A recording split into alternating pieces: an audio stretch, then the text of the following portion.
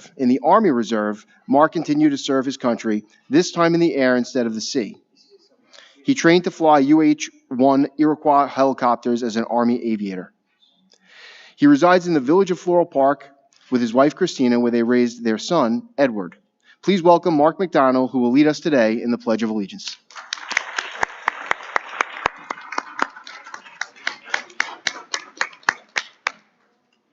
I pledge allegiance to the flag of the United States of America and to the republic for which it stands, one nation, under God, indivisible, with liberty and justice for all. Thank you, Mark. Give him a round of applause. Mark, we'll come over here.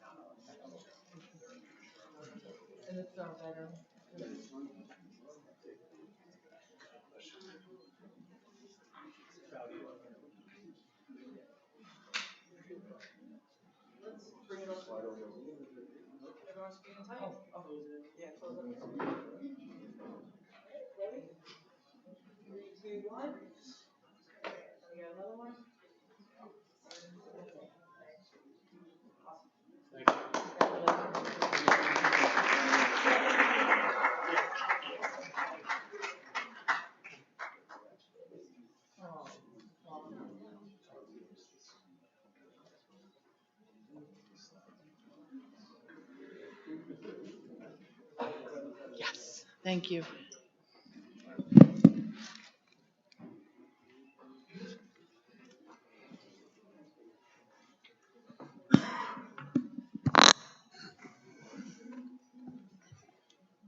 Okay, thank you. Madam Clerk, please call the first public hearing. Yes, on the public hearings calendar, we have a petition of the Deputy Commissioner of Buildings to demolish and remove the one-story masonry frame commercial building and remove all litter and debris from a property in Baldwin. Thank you, Madam Clerk. Does any member of the board wish to speak on item number 1? There are 4 people that have signed in to speak on item number 1. The first speaker is Alana Vasquez.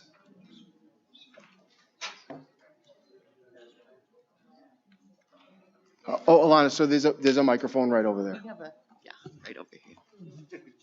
Thank you. Yes, you could go right up that aisle. Matt?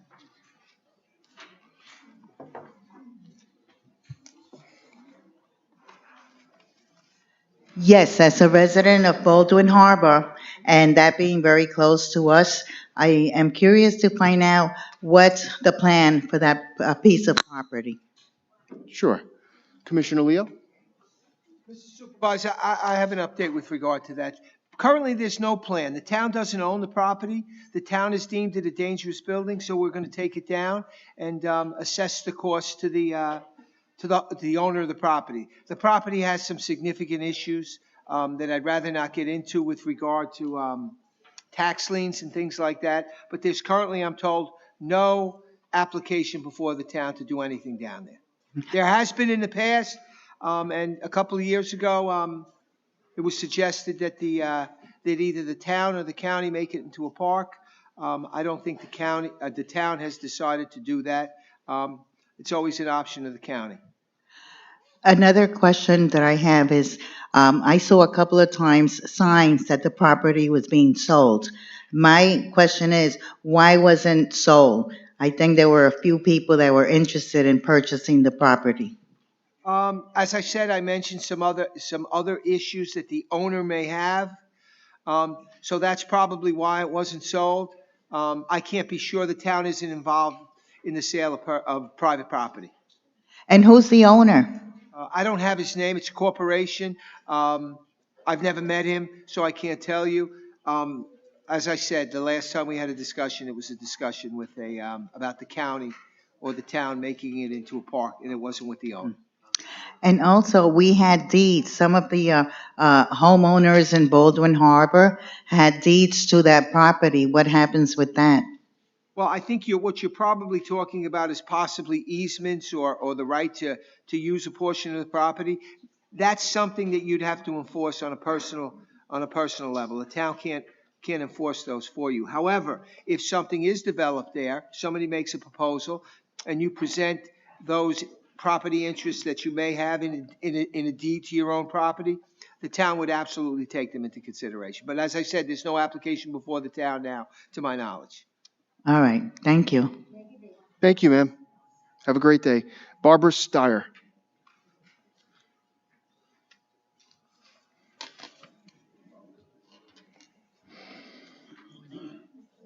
You too, thank you.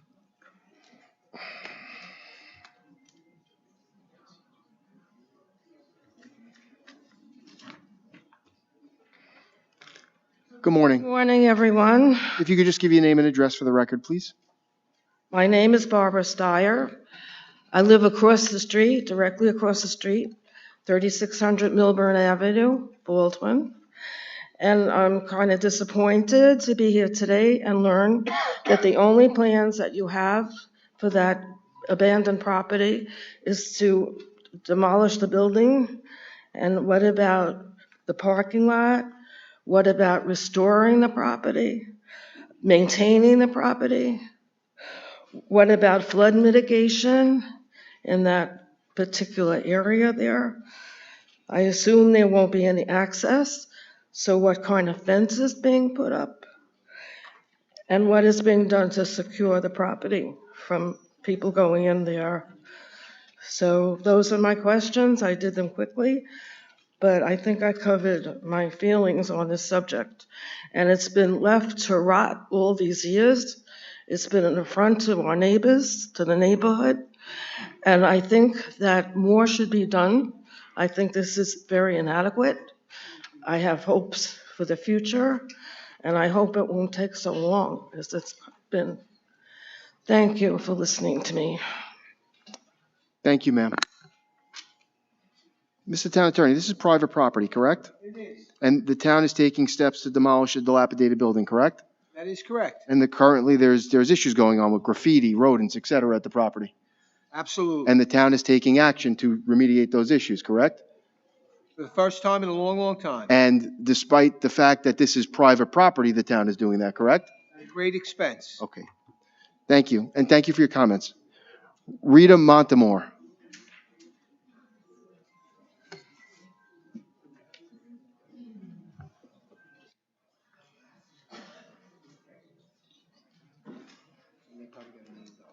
Good morning. My name is Rita Mantamali, and I live on 983 Mildred Drive in Baldwin Harbor for 38 years. I am disappointed as well in the town because I had to make several calls right after Sandy. The pool was infested with mosquitoes, which means we have mosquitoes in our backyard. So what I am concerned right now is the sanitary aspect, the health.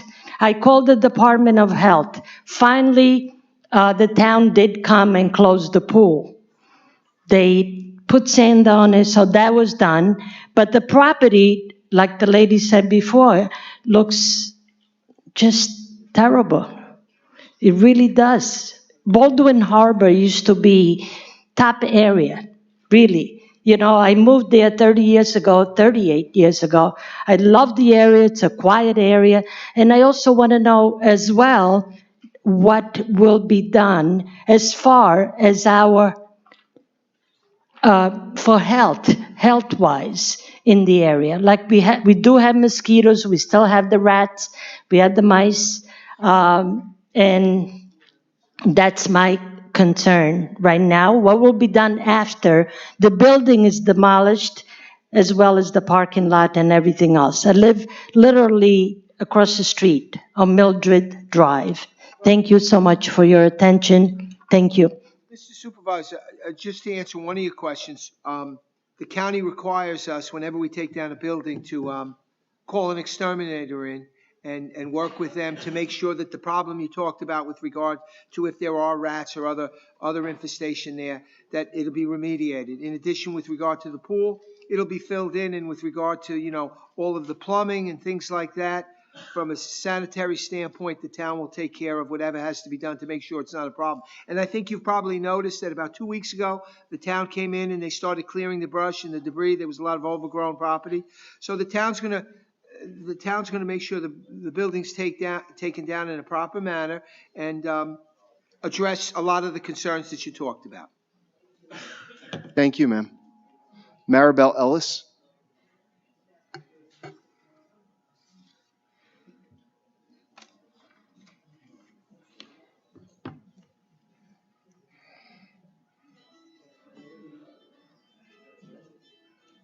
Hi, good morning, everyone. Sorry I'm late. I just wanted to say on behalf of a couple of neighbors on my block, so I'm just representing everybody. So my name is Maribel Ellis. I've lived here in Baldwin Harbor for the past 5 years. And I'd like to make a suggestion as to the Baldwin Harbor community and addressing the ongoing neglect of the abandoned beach property. It's been sitting vacant for a couple of years, as you know. We asked that it be made into a value of community. I'm a retired teacher. I am currently involved with the Baldwin District, and I think it would be a complete loss if we were just to let the property just sit there. It's a loss to the Baldwin residents, the property value, and it's an eyesore at this point. It's a beautiful view. I'm walking my dog there all the time. And I think that at this point, I'd like for the town to address or to negotiate into purchasing the property so that we can make it something of value. Ever since the flood, I understand that my neighbors who were actively involved with the beach club miss it dearly. But as a resident, as a mother, I'm also very concerned about making it a public use. I mean, I do know that there's safety. We do have elderly neighbors that have lived in the community much longer than mostly everybody that I know on the block. And their concern is about attracting crowds of people, so I get that. But I don't understand how something could just sit there for so long. I know that due to the flood, there's been a lot of issues about safety. While it's been sitting there for a number of years, it's still an eyesore. The ongoing neglect is something that everyone's talking about. But what I'd like to do is just suggest that the town explore negotiations to acquire the property, convert it into some sort of a safe public space, if that is possible, that would benefit the community, the Baldwin Harbor residents, purchasing it and looking at it as a safety intervention to create some necessary protective barrier. I don't know if, I know that there are grants, there are programs that could address this, because we would not like to ever see any future storm surges to ever happen again. Perhaps addressing the drainage area in that waterfront property. So I'm just saying my piece. Thank you, Ms. Ellis. Thank you. We appreciate the comments. Leslie Martin.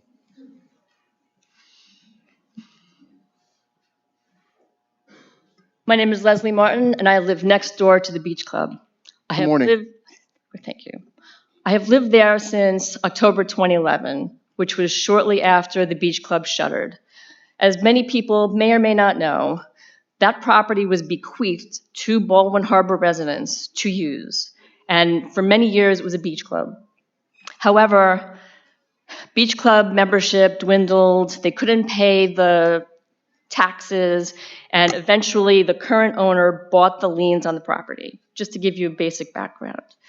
I am in some contact with the owner, who I'm not sure if the owner is here today or not, But when I contacted the owner last week to see if they were aware of today's hearing, they said they had not been notified there was even a hearing today. But let's put that aside. So living next to the beach club for 11 years has been very interesting. For the most part, it's been kind of a non-event. But sometimes you'll have people pulling up to the beach club on boats, climbing over the fence, writing graffiti, as you mentioned, having fires on the beach, and it's just dangerous. The property is dangerous. As Rita had mentioned, the pool was already filled in. The pool was filled in many years ago with a bunch of crap. It wasn't filled with soil. It was filled with a mix of, like, it has rocks in it, and it has components. It was just to fill the pool so that nothing could fall in. Because prior to that, you had turtles falling in, and you had water in there gathering, and mosquitoes. So that has been filled in. I've been in contact with Deb Moulet over the years. She previously reached out to the town of Hempstead before the tenure of Mr. Ferretti, and she tried to work with the town and with the state to try and take over the property as a green space, but that hasn't gone anywhere. And my understanding is that it's because it's too costly to remove the pool. For some reason, the pool must come out, and I would appreciate some clarification on that. But because nobody's willing to pay for the property, it's not sellable because it's not buildable. It just sits there and festers. And when I say festers, I sit in my backyard and I can see the rats crawling under the fence into my backyard. I thought they were nocturnal animals. What's up with that? So they're like roaming in my yard, and then they go back under the fence to the beach club at night. So I would like a specific response to how the rats are going to be controlled. The mosquitoes, less of an issue to me. Lanternflies, insane. The trees are covered with lanternflies. So I think it's more than taking out the white structure. There's also this metal frame that needs to come down. There's a lot of other equipment that needs to come down. But I would appreciate... Thank you, Ms. Martin. We appreciate it. Thank you for your comments. Is there any answer to the pool situation and why that has... You asked a question about the pool with regard to a real estate transaction. That's really not the topic here today. I can't answer as to why a pool would impede a real estate transaction. But we are taking action. We appreciate your concerns, and the concerns of the residents are why we are taking action and attempting to remediate this private property's issue. So thank you for your comments. Claudia Warren Guion just signed in. Claudia Timothy Warren? No. From Baldwin? I don't want to say the address, but on Harbor Point Road? Okay. No, we have no further public comment on item number 1.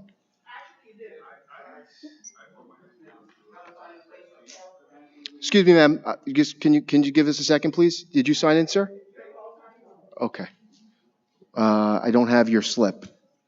No, you don't have my slip because I wasn't speaking to you. Place to park, so I wanted to come in here because I didn't know what the topic was. Sure. Why don't you go ahead, please? Name and address for the record. Sir, you're just going to have to wait because somebody stepped up. Okay. Thank you. Not a problem. Okay. You don't mind disrespecting me, but I still try to be respectful.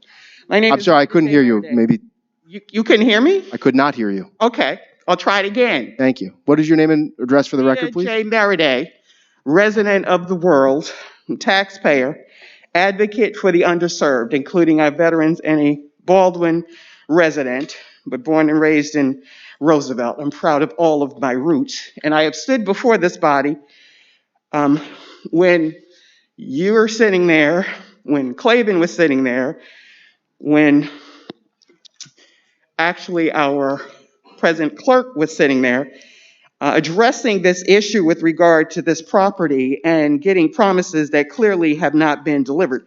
And as somebody mentioned to me in terms of the expense and the gravity of the situation, maybe if we focus less on these multicolored flyers that go out there talking about puppy adoptions and composting, we might be able to have some funds and some resources to address the property. As I sat in this crowded room a couple of weeks ago when residents of another community, Levittown, which a number of you actually reside and took pride in saying that you were a part of, spoke to about some of the issues that pertain to that community and the work and the effort that you were going to do above and beyond. I just find it amazing that all of a sudden, when it's a community that you don't reside in and many of you have never even been in, take such lax responsibility in addressing the issues. Maybe it's me, but if someone said to me that they're paying these high taxes and they've got rats that now have to seem like they have to work and leave their property and go into theirs to then go back, I would have a little bit more emotion about it. But then again, it doesn't seem like most of you even care about those communities in the South Shore, the Baldwins, the Roosevelts, the Uniondales, even the Elmonts or the Lakeviews. But we're all supposed to be the town of Hempstead, not the town of selected villages and hamlets.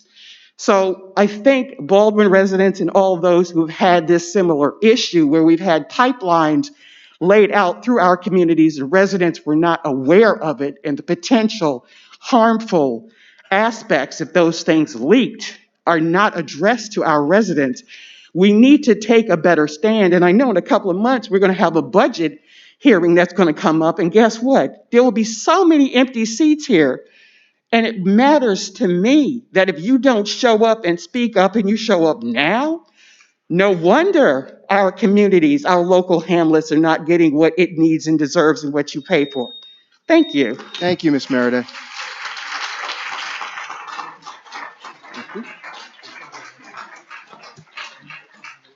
Ma'am, this isn't about a motion, it's about taking action, and that's what item number 1 is all about. We are taking action on this property.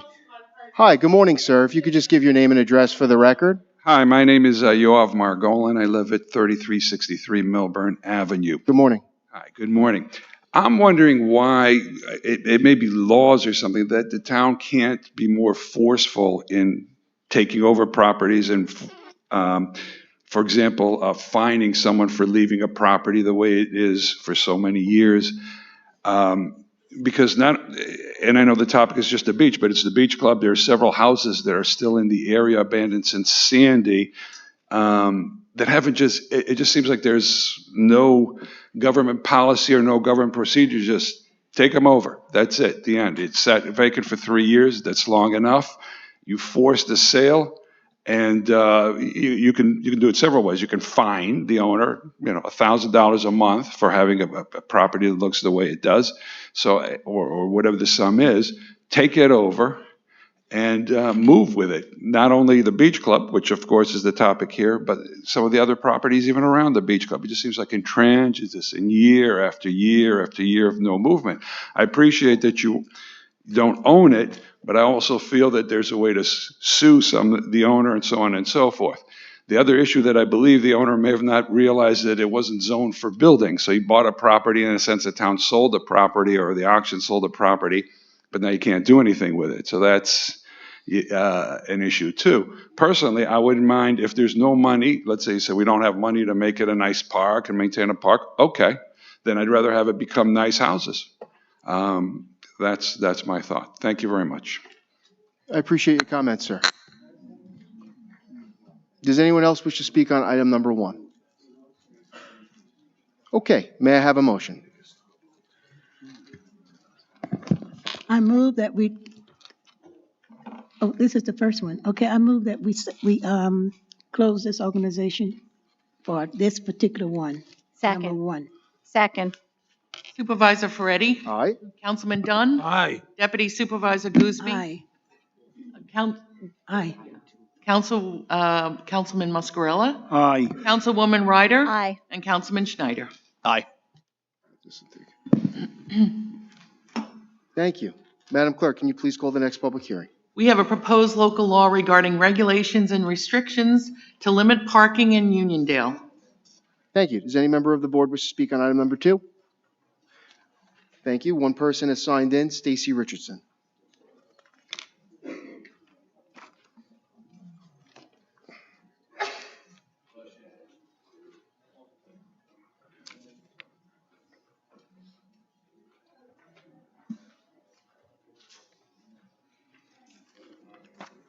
Good morning, Stacy Richardson. Good morning, Board Good morning. Supervisor. Good morning. My name is Stacy Richardson, Uniondale, New York. I'd like, first time I'm seeing this on the agenda, and I would like to know the street that this is addressing, because it's more than just, if it's just a residential street. First, I would like the town to look and see if there are already signs there before implementing any change of codes. Also, I have spoken to the businesses along the Uniondale Avenue area, putting restrictions and signs in places that would affect our business is also important, and they would not like too many signs restricting limited parking. So that's also a concern. So if you can just tell me on number 2, what addresses were for these zones, Sure. for these parking signs, and what are they? Good morning. Good morning, Supervisor, Deputy Supervisor, Town Board. Rob Capriola representing Traffic Control. For this request, it's Pembroke Street in front of House 1261. We're repealing the existing restriction in front of their home, 8 a.m. to 3 p.m. school days, and adopting an 8 p.m. to 8 a.m. restriction in front of their home. This way, there's no residents could park in front of the resident's home overnight. That includes the resident. Includes the resident that they can't park there. No. Do we have other residents signing in for this change, or it's just this one particular person that wants this? The property owner. Okay, so would we be able to consider that we get some type of survey of the other residents? Because if each and every one comes up here just to add for a sign that they want, how would it affect others? And then we'll have other people coming in to the town, wasting time going back and forth about their concerns about their street and the signs that are being implemented. Sorry. We usually go by a case-by-case basis. If more residents, want the restriction, we would petition the whole street, let's say, to see if they would also want the restriction, to see what, they would like also. So would the petition come before your agreement to put your? Yes. Thank you so much. And when this would a follow up to that before it gets implemented? Oh, can you repeat that? Would a follow? Standing prohibitions in Uniondale and Wantaw. Thank you. Any member of the board wish to speak on item number 3? Okay, Ms. Richardson?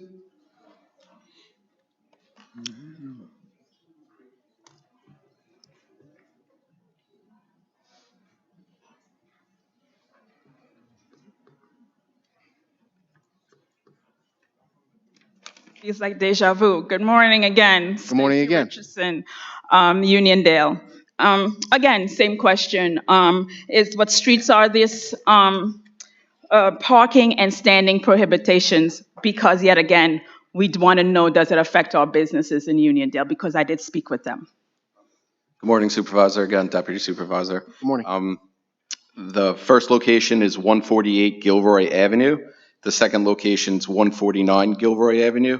Both residents wrote in requests to put parking restrictions in front of their home. So we're going to accommodate them. And then the last restrictions going on Braxton Street at Uniondale Avenue, the corner resident at 1028 Braxton Street, and no parking anytime in front of his home. And we're also installing a no stopping here to corner for sight distance on the southeast corner. Okay, so this is all personal. So once you start putting the no parking signs in front of their house, the other residents can also put in no parking signs and put in a request, and you put no parking signs along the whole entire street? In front of their home. In front of the, yeah, but I'm just saying. Yes. So if everybody wants a no parking sign, we can do that for the entire block? We would petition the homes, like I said, to see who would want it and who, wouldn't want the signs in front of their homes. And I asked you this question because your first statement said that you were going to do that. So if your decision was already made, my question to you is, if you're going to now petition it, but you just told me it was done. No. If more residents, write into our department requesting the parking signs, if there's only 10 houses on the street and we get a letter for 7 houses, we would petition the whole block. The whole block? Yeah. Okay, so I would like to, I'll meet with you to get the full block, so everybody will be notified, including myself. Sure, no problem. Thank you. Have a good morning. Thank you. Have a good day. May I have a motion on this item? I move that we close the public hearing and approve the item. Second. Supervisor Ferretti? Aye. Councilman Dunn? Aye. Deputy Supervisor Gooseby? Aye. Councilman Mascarello? Aye. Councilwoman Ryder? Aye. Councilman Schneider? Aye. Madam Clerk, please call the next public hearing. We have a proposed local law regarding arterial stops near East Rockaway and Franklin Square. Thank you. Any member of the board wish to speak on item number 4? Any member of the public wish to speak on item number 4? May I have a motion? I move that the public hearing be closed and the board adopt the item. I second that motion. Supervisor Ferretti? Aye. Councilman Dunn? Aye. Deputy Supervisor Gooseby? Aye. Councilman Muscarella? Aye. Councilwoman Ryder? Aye. Councilman Schneider? Aye. Thank you. Madam Clerk, please call the next public hearing. Yes, we have a proposed local law regarding traffic regulations in the vicinity of schools in Uniondale. Thank you. Any member of the board wish to speak on item number 5? Any member of the public wish to speak on item number 5?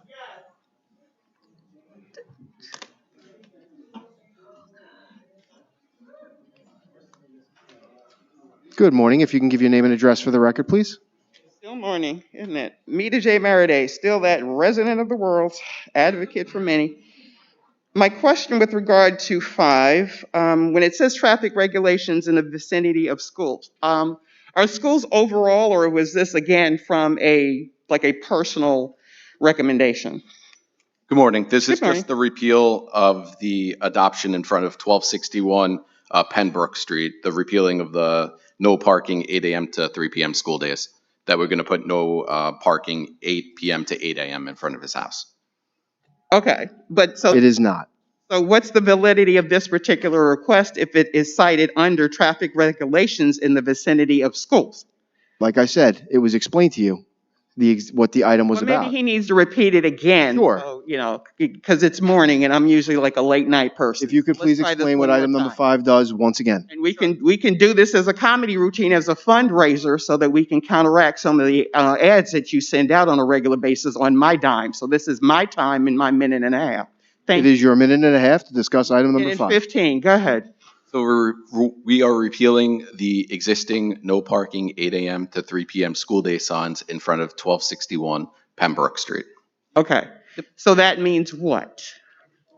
That we're taking them away and installing the no parking 8 p.m. to 8 a.m. that they are requesting in front of their home. So from 8 a.m. to 3 p.m., then folks can park in front of that vicinity? Yes.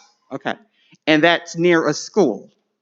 Yes. Okay, so ideally that would mean people who would necessarily be partaking of that location in that school?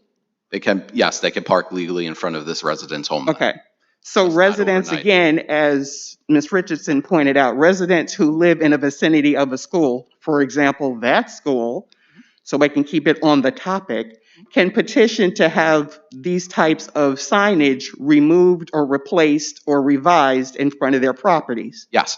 Okay, just wanted to make that aware to the public. I appreciate what you do. No problem. But, folks get tired of feeling like they're intimidated when they come up here to speak about these high taxes and the lack of return on investment. Thank you. Thank you, as always. Okay. May I have a motion on item number 5? I move to close the public hearing and approve the item. I second. Supervisor Ferretti? Aye. Councilman Dunn? Aye. Deputy Supervisor Gooseby? Aye. Councilman Muscarella? Aye. Councilwoman Ryder? Aye. Councilman Schneider? Aye. Madam Clerk, please call the next public hearing. We have a proposed local law regarding tow-away zones and Point Lookout. Thank you. Any member of the board wish to speak on item number 6? Any member of the public wish to speak on item number 6? May I have a motion? I move that we close the public hearing and adopt the item. I second the motion. Supervisor Ferretti? Aye. Councilman Dunn? Aye. Deputy Supervisor Gooseby? Aye. Councilman Muscarella? Aye. Councilwoman Ryder? Aye. Councilman Schneider? Thank you. Madam Clerk, please call the next public hearing. We have a proposed handicap parking on public streets in Elmont, North Valley Stream, and Roosevelt. Thank you. Any member of the board wish to speak on item number 7? Any member of the public wish to speak on item number 7?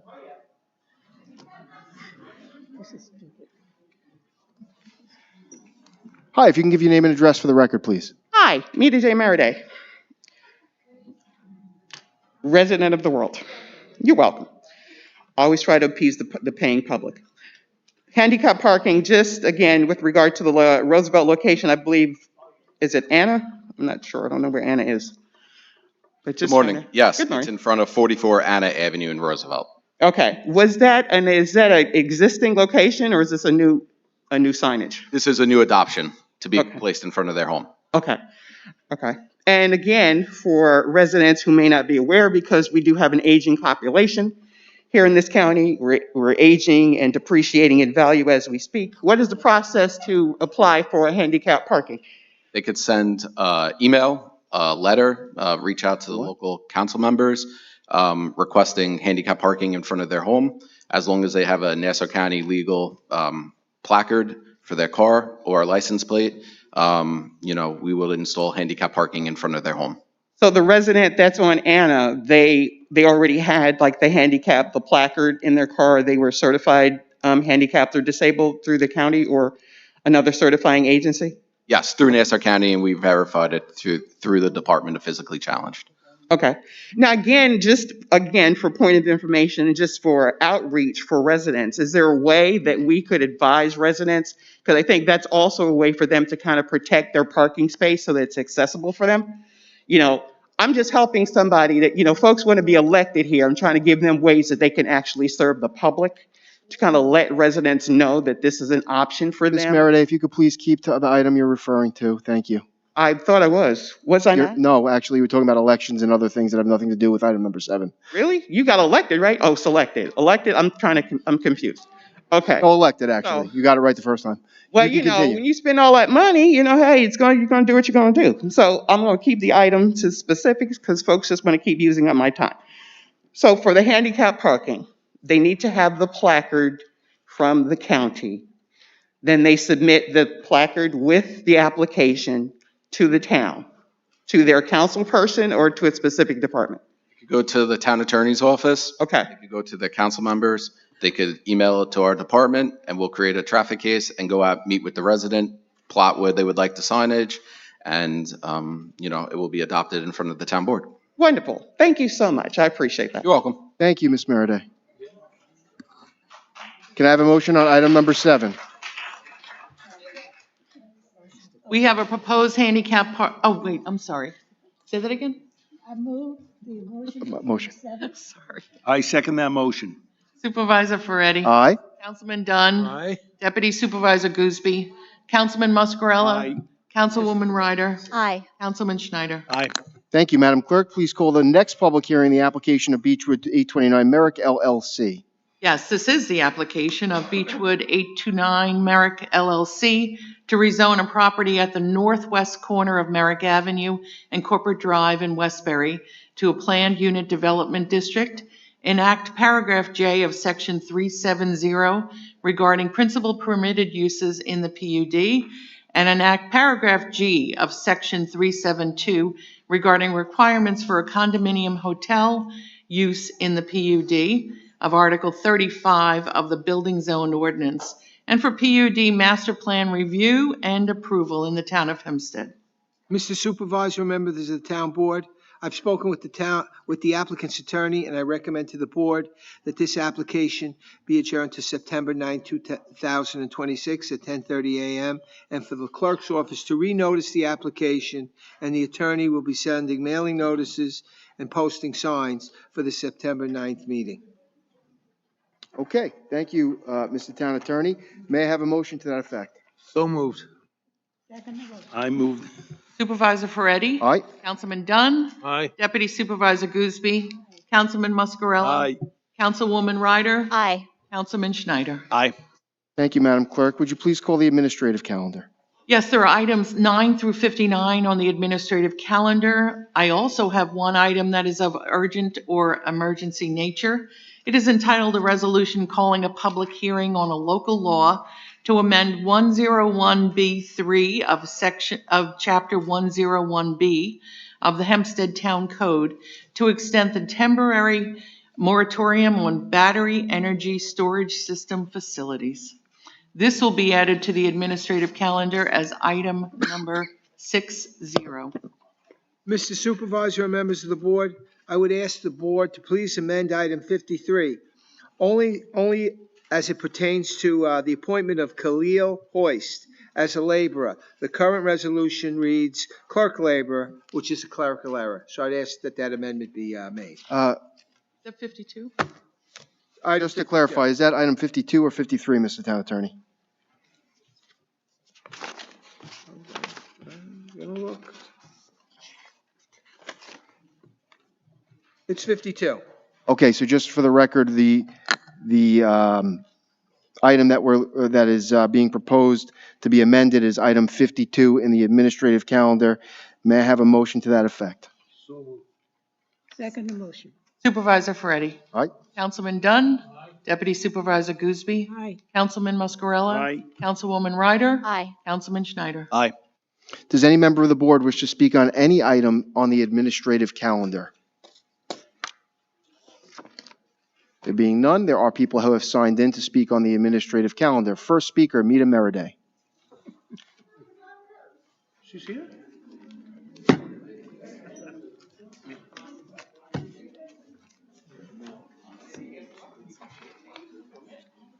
Okay, here we go. Mita J. Meriday. Where do I start? All right, since I only got 3 minutes. Item 16, 17, 18, and 19. Okay, Ms. Meriday, just let us know which item you'd like to speak on individually so we can address the one most Well, I'd important like to to you. put it on the record because usually the time runs out and then folks act like I didn't mention it ahead of time. So Well, we'll go one by one. So which one would you like to speak about first? 16. Okay, go right ahead. Good morning, everyone. Brian Kunzig, Commissioner of Engineering. Item 16 is a bonding resolution. It's for all infrastructure improvements throughout the highway system, drainage, road repaving. Okay, and where's the list as far as who gets assigned and where this money is going? The streets haven't been selected yet. Once the money is approved, we'll have a list of selections. You could email me or we can get it to you. Okay. It'll be about roughly 30 miles of road repaving Okay, any specific locations or? throughout the entire town. Okay, we'll talk about getting that list. Thank you so much. Thank you. 17, 18, and 19 pretty much go together. Particularly the interest of tree preservation, because in most of the regular locations, it's more like tree desiccation, because there's so many trees that have been cut down. Aside from the storm prevention, I'm just curious as to why isn't there an overall township tree preservation program? Okay, has nothing to do with item 17, 18, or 19. Do you have any questions on item 17, 18, or 19? That has to do with the tree preservation report. So how is this report generated? And These are specific items about specific properties. If you have questions about them, we'd be happy to answer. How are those properties selected for tree preservation, sir? Mr. Commissioner Leo? Morning, members of the board, supervisors. Dan Leo, Deputy Commissioner of the Building Department. The 3 properties that you had mentioned there are new projects for 2 of them are subdivisions, which I'd be happy to show you the site plan on. And basically, the development plan for the new buildings is showing and recommendations from an arborist to replant trees that have been removed. So there will be new trees placed on these sites. Okay, so we'll talk about the site plan for those. Okay, since somebody brought up 52, the authorization, transfer, modification of various funds, why is this modification coming around now just before you're probably going to jack up the 2027 budget? Just curious.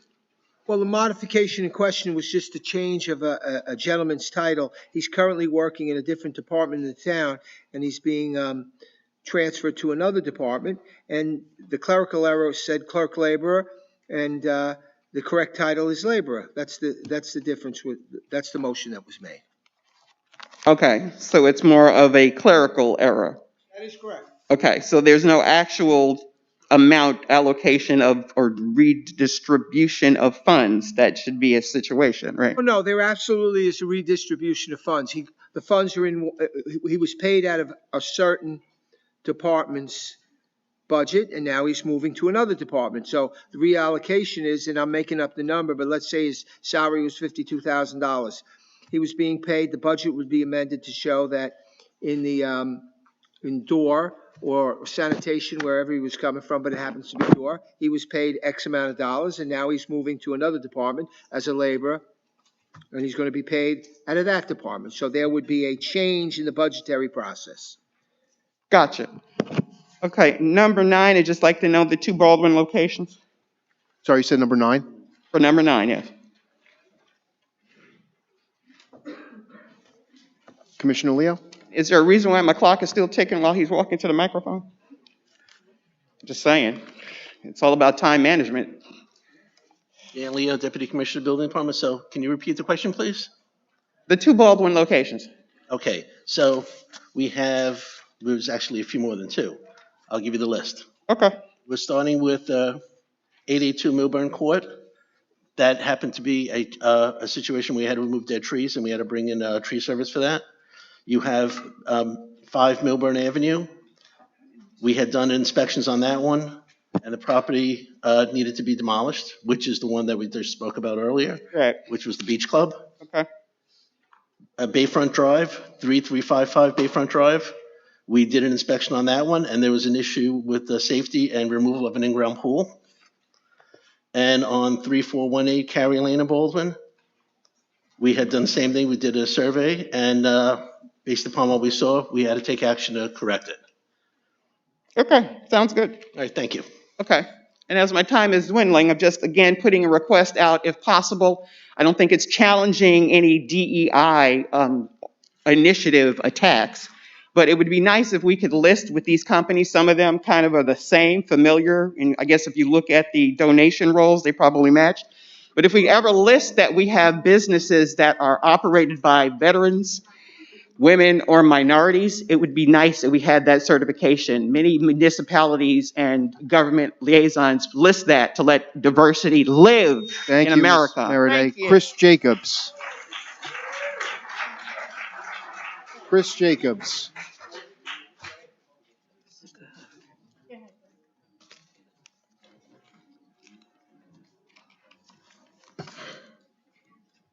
Good morning. Good morning, Town Board. Chris Jacobs, Uniondale. Item 35, I have a couple questions on that, as well as item 36.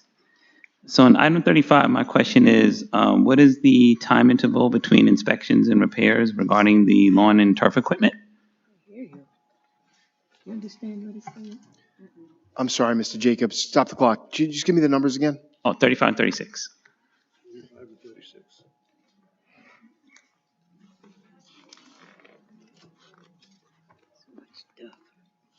Okay. Deputy Commissioner Longobardi. Good morning, Supervisor. Good morning. Town Board. Dominic Longobardi, Deputy Town Controller. Good morning. On number 35, which is, and please forgive me here, 1 second.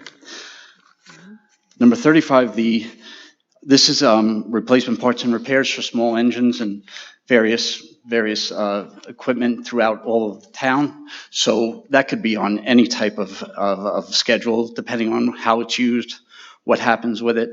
That we have a lot of small equipment throughout here. So, in all the different departments, from highway to sanitation to parks, et cetera. Okay. So basically seasonal, if I'm... Seasonal. Well, that's seasonal, but also throughout the year. Basically, okay. Yes. And my second question regarding item 35 is, when the equipment, as all equipment ages and becomes in a state of disrepair, are these same companies listed on the resolution are the ones that you use to buy the new equipment also? No, it depends. It could be various different vendors that we use. Sometimes it is, sometimes it isn't. Okay, does that have to go through the same approval as this one here, like the repair? Yes, it would, absolutely. Okay, thank you. Okay. And that's it for item 35. Thank you for your information. And item 36. Okay, I can take care of that for you too. Mm-hmm. Oh, okay, good. How many synthetic turf fields are maintained by the town of Hempstead? Okay, you'll have to forgive me on that through parks, but I can tell you we have 22 huge park properties. There are many fields and many different various fields that we use it. And also these types of contracts are to maintain them. So at any given time, different things can happen throughout the town. So, we have been upgrading over the last few years to synthetic fields. Mm-hmm. They are beautiful, but they do require maintenance. So yeah, I understand. And that actually leads to my second question I had written down regarding the refurbishment for many of the parks, which I've been seeing throughout the town of Hempstead. Most of the time when they do refurbish these parks, they are deferring to go to more of a synthetic turf as opposed to natural grass, correct? Again, I will yield to the Parks Department, but yes, we do have as we are improving the parks, we are putting in synthetic fields. But there are parks that still have grass fields, and they are well-liked and well used, so.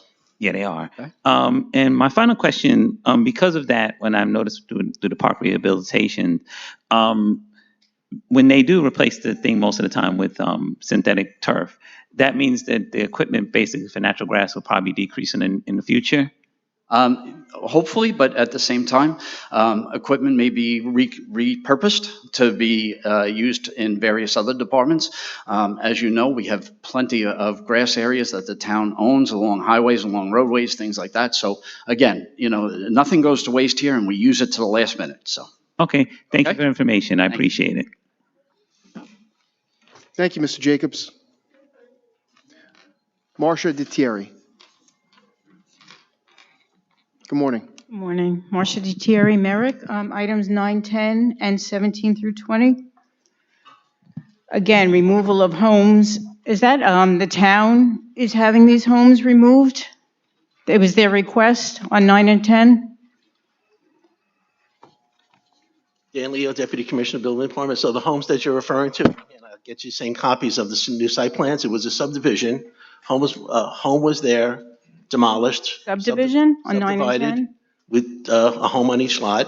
And the arborist did recommend where to plant the new trees. So new trees will be going on that site. And like I said, I'll be happy to show you the site plan. No. Okay, and 17 through 20, these are subdivisions. Yes. Now you're planting new trees there. Yes. Does the town's arborist say these trees are supposed to stay, and when they illegally remove them, which happens all the time? So the trees that are going to be planted there are on the new site plan, and we will, when we do our inspection, make sure that the plan is enforced, and they'll be maintained.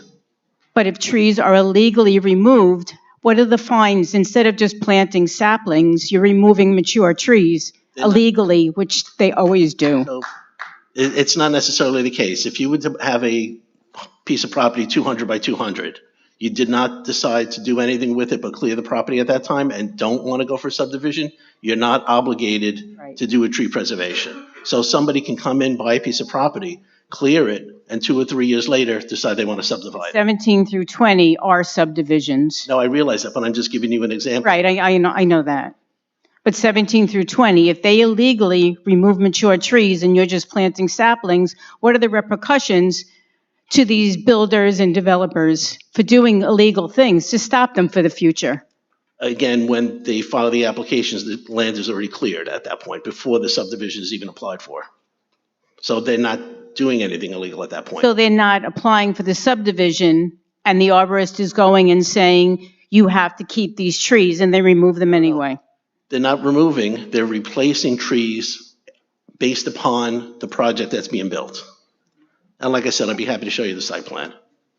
So they weren't requesting the subdivision originally, is what you're saying? When a person buys a piece of property before it's subdivided, which could take 1 year, 2 years, 3 years, they have an opportunity to clear the land at their own expense before a subdivision is even approached. And then when a subdivision is filed for, the land is already cleared at that point. Right. So they're not They get around the necessarily- system. That's what they do. Well, they're not breaking any laws at that point. No, but maybe the laws should be stricter in the future so we do have trees left when these people play these games. You know, it is a game. And also, I know in Levittown, they're going to restrict to building property, building homes no more than 27.5%. And I submitted a list of those that are more than 50%. So are these homes going to be checked out to make sure they don't go over that zoning restriction? Yes, everything is checked. We look at the zoning before permits are issued. What happens when they overbuild? Overbuild in what sense? Overbuild the size of the house. Ms. DeTieri, if you could I know stay it's on not. the items, please. But it's ongoing. Thank you. Thank you. Lynn Krug.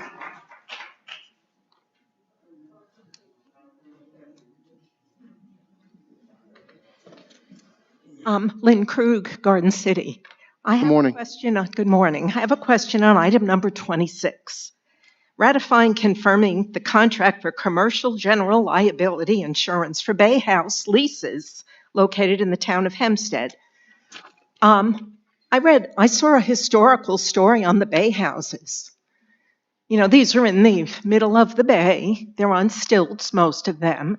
So if you're leasing them, why is the town paying an insurance bill? The people who are leasing the property should be paying the bill. Could you please explain? I just saw a Deputy Commissioner. D'Esposito, please.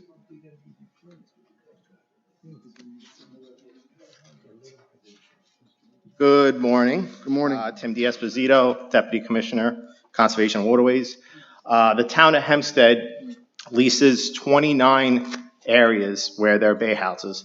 The bay house owners own the bay houses, but the land underneath them is owned by the town of Hempstead. All right, so how much are we talking about is the insurance premium? $22,000 altogether. And what does that insurance cover? I have a whole list of them if you would like to look at it. I'd like the people to know about it. I mean, if it's the water under the bay house, are we responsible for the stilts if they collapse or are destroyed during a storm? Why should we be paying for this? We don't pay for them. So what happens is, well, we pay for them up front. You're paying an insurance policy, so what does the Please let him respond to your question. The town of Hempstead pays for the insurance policy, and then the bay house owners pay back the money for the insurance premium. So are you getting? So we put it up front, and then they pay us back along with their lease every year. So you're getting the full bogey. It's at no cost to the taxpayer. Correct. Okay. Everyone satisfied, or you have any questions? Because this is kind of a weird thing. Ms. Krug, this is your time, please, All if you right. could use it. Well, I have questions on number 35. Good job. Wait a minute, we answered that. I'm sorry. Question number 39. You have the Department of Economic Development, and you have a counseling center. So what kind of contract are you entering into on item number 35? Okay. You have Commissioner Muscarella. Oh, it's 39.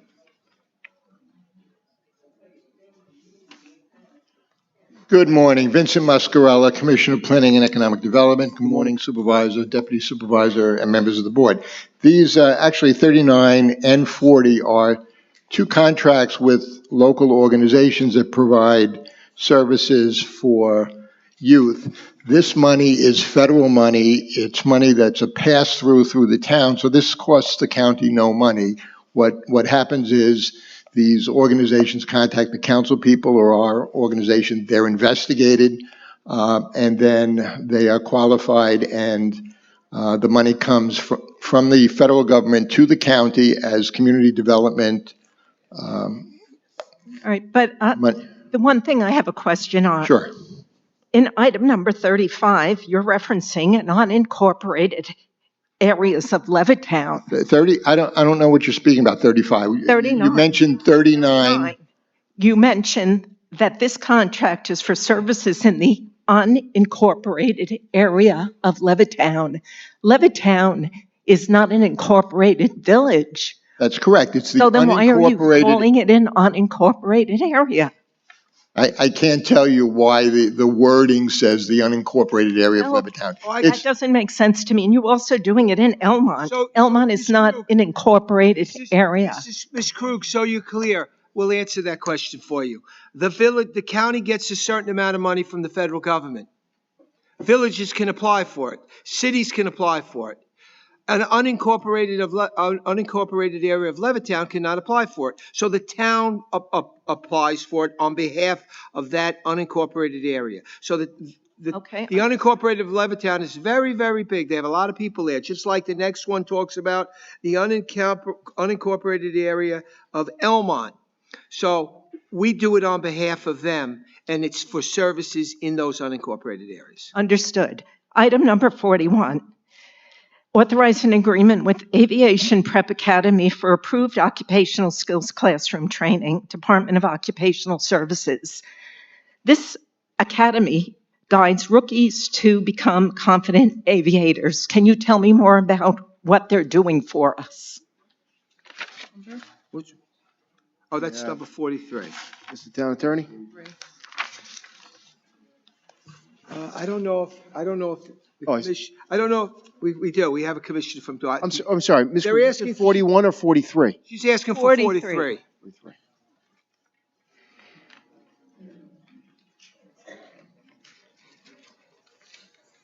Good morning, Supervisor, Town Board. Good morning. Rock and Seas Deputy Commissioner from Door. So this agreement is with Aviation Prep Academy for classroom training for customers of Hempstead Works, the Town of Hempstead's Career Center. And the following courses will be provided. Aviation Prep, which is a basic course, 55 hours. The total cost is $799 per student. A drone class, which is 21 hours to learn how to fly and operate a drone. The cost is $175 per student. And the final course is a dispatch course, which is 200 hours, and the total cost is $5,500 per student. Since I have 4 minutes, item number 51, accepting a declaration of restricted covenants from Whale Neck Marina. Please tell me what these covenants are. Real quickly, we'll get you a copy of the restrictive covenants. They're on the website. I think people would want to know because they live in America. Well, I'll give you an example quickly. I'm not going to read the whole restrictive covenants, but this was for a marina that wanted to have a gas station for the boats. So one of the requirements of the restrictive covenants was that they had that at all times it was operated, which was basically from early in the morning till dusk. It had to be manned. So there are a couple of other restricted covenants in there. It's about a 3 or 4 page document. We'd be glad to get you a copy if you need it. Okay, thank you. And of course, it's also on the website. Next speaker, thank you for your comments. Next speaker, Monica Keeley.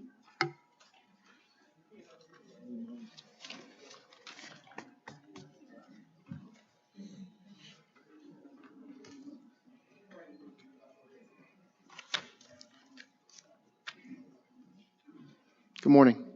Hi, good morning. I have a question about number 16, the $15 million road construction bonding. Can you tell me what's the term of that bond? Is it a 30-year municipal bond? Good morning, Brian Kunzig again, Commissioner of Engineering. As far as that bonding, it's for our annual repaving program throughout the town. I asked about the bond issue itself. I think that's a question for the town controller. Sorry? It's a question for the town controller, so just give him 1 second. Good morning, Town Board. John Mastro Marino. This is the authorization to borrow money. We haven't borrowed any money. When the necessity arises that the expenditures are done, we would issue a note. A note is a 1-year debt instrument, and periodically we put all of the notes together, go out on a long-term bond issue, and we would get the rate for a AAA bond, which the town is a AAA rated entity. And whatever that rate is, it would be probably somewhere in the range of 15 to 20 years. Okay. I used to work in municipal bonds, so I'm familiar with what you're talking about. I'm concerned about, like, a lot of the road repaving and things like that. We all know we need it. But a lot of it is kind of short term. It's, stuff that lasts for 5 years or 15 years, say, and a lot of the general obligation municipal bonds run to a 30-year term. So short-term needs and long-term borrowing, that's what got New York City into trouble. So that caught my eye when I was looking at the agenda items, and I asked AI about the bonding and the road construction, and this is from AI, not from me. The town uses these localized bonds to spread out infrastructure costs across multiple years, preserving short-term cash flow and enabling initiatives like the town's sweeping general fund tax cuts. So I know AI is like a conglomeration of all the information on the internet about a topic, and I know that it can be wrong, but that caught my eye too. General fund, sweeping general fund tax cuts. We shouldn't be borrowing money with the left hand and making tax cuts with the right hand. It doesn't, to my eye, I just want to raise the issue. We don't have time here to do an in-depth analysis about the town of Hempstead's borrowing, but this caught my eye, and I just wanted to raise the point. Thank you. Thank you, ma'am. As there's no more speakers on the administrative calendar, may I have a motion on the administrative calendar?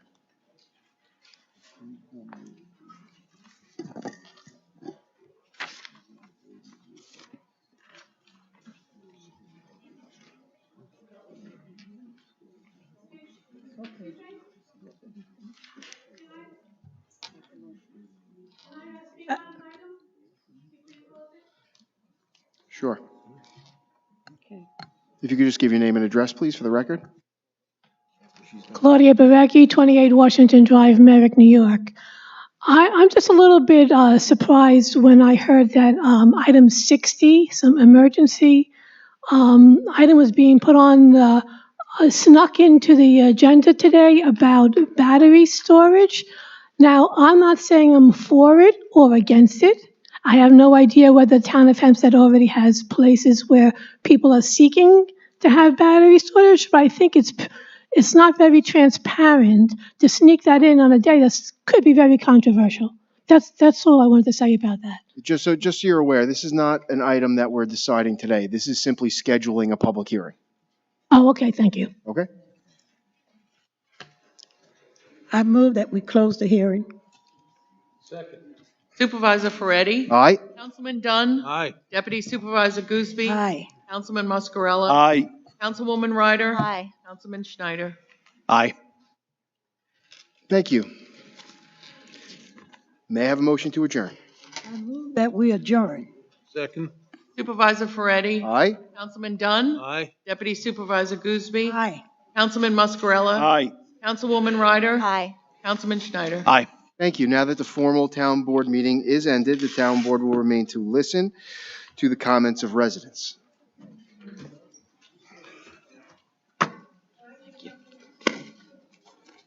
You have to sign in, ma'am, for public comment. Okay, well, I got a whole stack of people. Hold them yet. You're welcome. Mindy Finlow.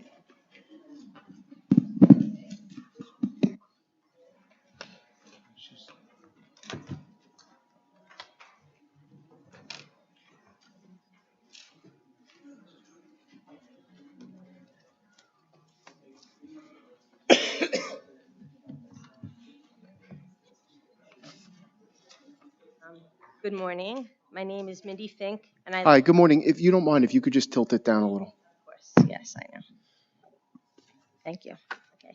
My name is Mindy Fink, and I live at 129 Pine Street in Woodmere.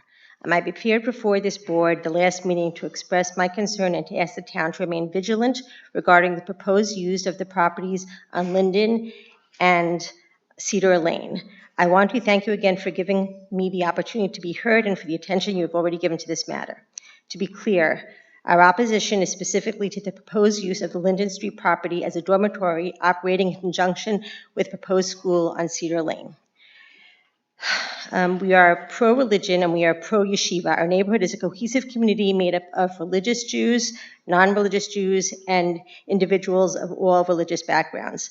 This opposition is not about religion or the establishment of a school. It is about the proposed dormitory use in the middle of a single-family residential neighborhood, the protection of our zoning laws, and the principles that a religious use should not automatically be treated as exempt from the rules that apply to everyone else. At the last meeting, I raised a concern that we needed to remain vigilant because the owners and operators appeared prepared to move forward quickly, even before obtaining the necessary approvals. Unfortunately, that concern now appears to have been justified. Despite efforts to delay any improper use and ensure that the proper procedures are followed, substantial work has already begun taking place inside the house on Linden Street. At a June meeting with the board of the proposed school, they stated on record that they intended to move boys into the property as early as September. They have told us they plan to operate the dormitory 24 hours a day, 7 days a week, beginning with as many as 18 boys in conjunction with a proposed school that could ultimately serve as many as 72 students. This is not the ordinary residential use of a home. It is a substantial institutional use being advanced in the middle of a single-family residential neighborhood. More than 80 families remain united in opposition to the proposed dormitory use. We are homeowners, residents, taxpayers, and voters, and we are asking the town to help protect our rights and enforce its zoning laws. We are facing a well-funded, out-of-town LLC that has remained largely faceless and appears to have substantial resources available to continue pushing this project forward. The residents do not have those same resources. We rely on the town and this board to ensure that the law is followed and that the voice of the people who actually live in this neighborhood are not disregarded. We respectfully ask for your continued support, vigilance, and protection. Thank you. Thank you again, Ms. Fink, for coming in. I appreciate your comments.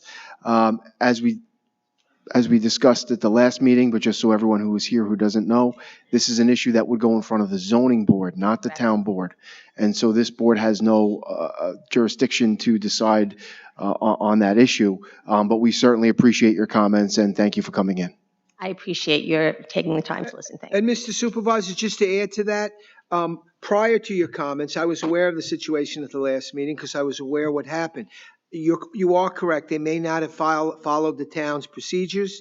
And quite frankly, weeks before the last town board meeting, the town took certain action. And I have to tell you that since that time, they have applied for their permits. And as the supervisor said, it's an application that goes before the Zoning Board of Appeals. You will be getting notice once that. Oh, they have applied?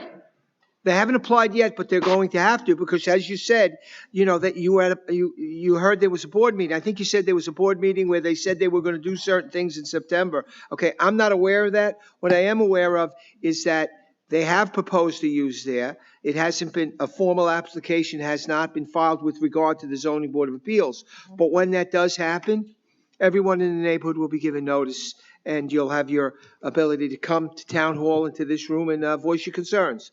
Thank you. Thank you, Ms. Fink. Alois Thomas.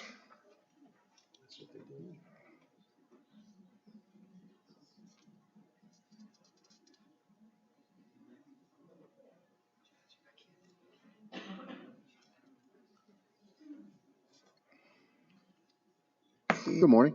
Good morning. My name is Eloise Thomas. I'm a resident of Inwood, the Five Tanks area. Today, I would like to address the fact that we are having a lot of homes being torn down and rebuilt. We don't get any kind of notification in the mail about such process. Most of these homes are not applying for permits because I did make phone calls about that before. And one of the things I've noticed is that it unleashes a lot of the rats because it's not protected, in the surrounding area is not protected. I would like to know what can we do to make sure that when homes are being torn down and we have more people in the community, now they're making apartments rather than single family homes, what is being done to protect the area? I also want to address the fact that we have an influx of commercial vehicles parked in residential areas, especially a lot of gardening trucks in Inwood. And it is very hard and difficult to walk, drive, and just park in our block. And I would like to know what can we do to get that out of our neighborhood, in the residential area. I don't see why Inwood should be left with that burden of gardening vehicles that operate in and out of the community. And also, I would like to address the fact that between Lawrence Avenue and 878 on Bayview, there is no stops. There's one stop sign, but we need to look into getting a signal light because the speed coming down from the area is very fast and dangerous to residents there.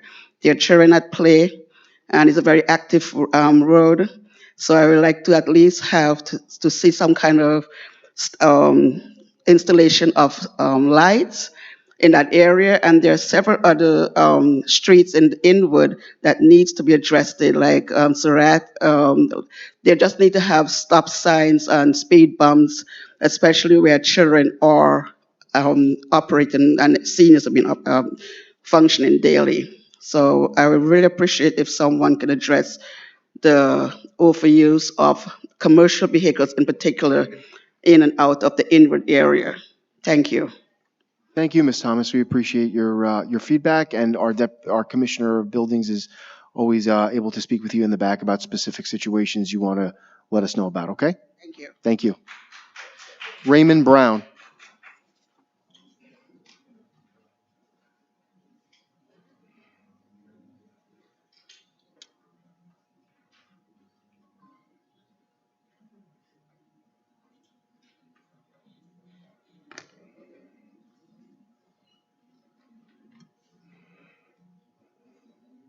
Good morning. Good morning, panel members. My name is Raymond Brown, and I am a resident of Roosevelt at 171 Pennsylvania Avenue. And this is not my first time bringing this very, very serious problem in our community. And that problem is speeding. We have a very neglectful individuals that feels that they can drive at 65 and 70 miles an hour from DuBose in Pennsylvania all the way up to I can't remember the street, but it's about 8 blocks where they gun the engines and speed grossly. I had brought this to the attention of the panel some months ago. My precinct is precinct number 1. I brought it to their attention. I have now proof of multiple accidents. Our last accident was a ice cream truck that was creamed. This smashed, and I've come up here and spoke to Mrs. Goosby's assistant about this issue. I have spoke to precinct number 1, the inspectors, officers has been to my home, and I'm sorry that this is being, this meeting is in the morning, where at this point I'm really ready to mobilize more residents, because I am not the only resident in my block that sees this gross neglect of speeding. And it needs to stop before someone actually get killed. So I'm hoping that the panel will seriously get with the police department and something is done about this before someone gets killed on Pennsylvania Avenue in my community. Thank you for your listening time and have a wonderful day. Thank you, Mr. Brown. We appreciate your comments. Although I'm sure you know that the county oversees the police department, and the police department is who enforces the speed laws. We will certainly collaborate with your county legislator and request that I don't know who the county legislator is, but we'll determine who the county legislator is and request that they request increased patrols in the area. Okay? Thank you, sir. Appreciate the fact that you will address it, but addressing it and actually seeing the presence, because we need either more stop signs or speed bumps in the road, so I'm hoping that someone will contact me from your office about this, and let's seriously crack down on this because it's a problem. Thank you. Thank you, sir. Have a good day. Marcia Di Thierry.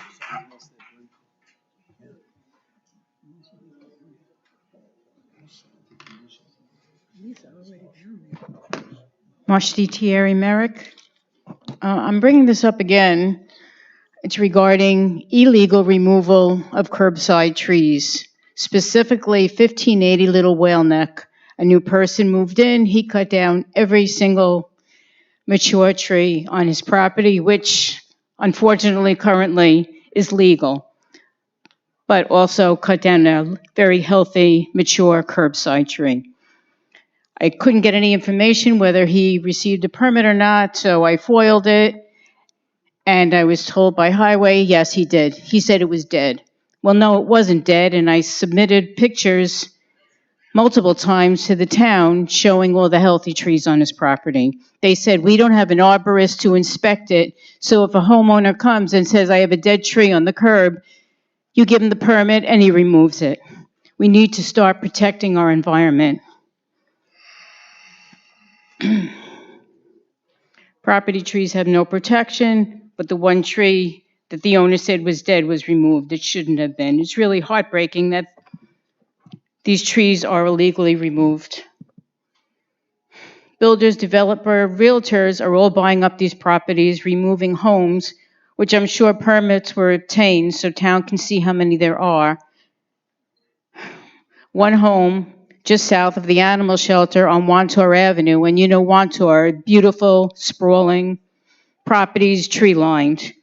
Knocked down the house, every mature tree was removed. What happens to everyone's quality of life? The integrity and beauty of this town, air quality, shade, wildlife shelters, and food sources for them, and property values. You spoke of preserving Levittown. The history and beauty isn't the whole township just as important? I spoke of the toxicity of gas leaf blowers. 15 minutes of toxic fumes is equal to a car running for 8 hours.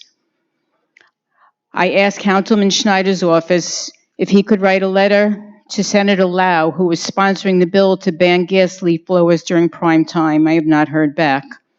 Our quality of life is diminishing every day due to mass destruction of our natural resources.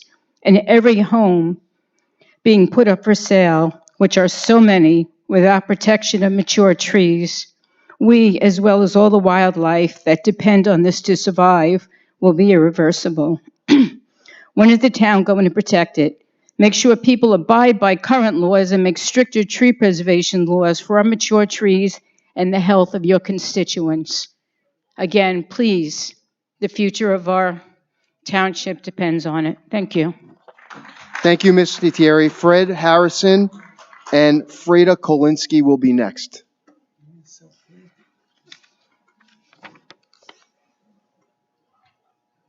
Fred Harrison? Fred Harrison going once? Okay. Freda Kolinsky?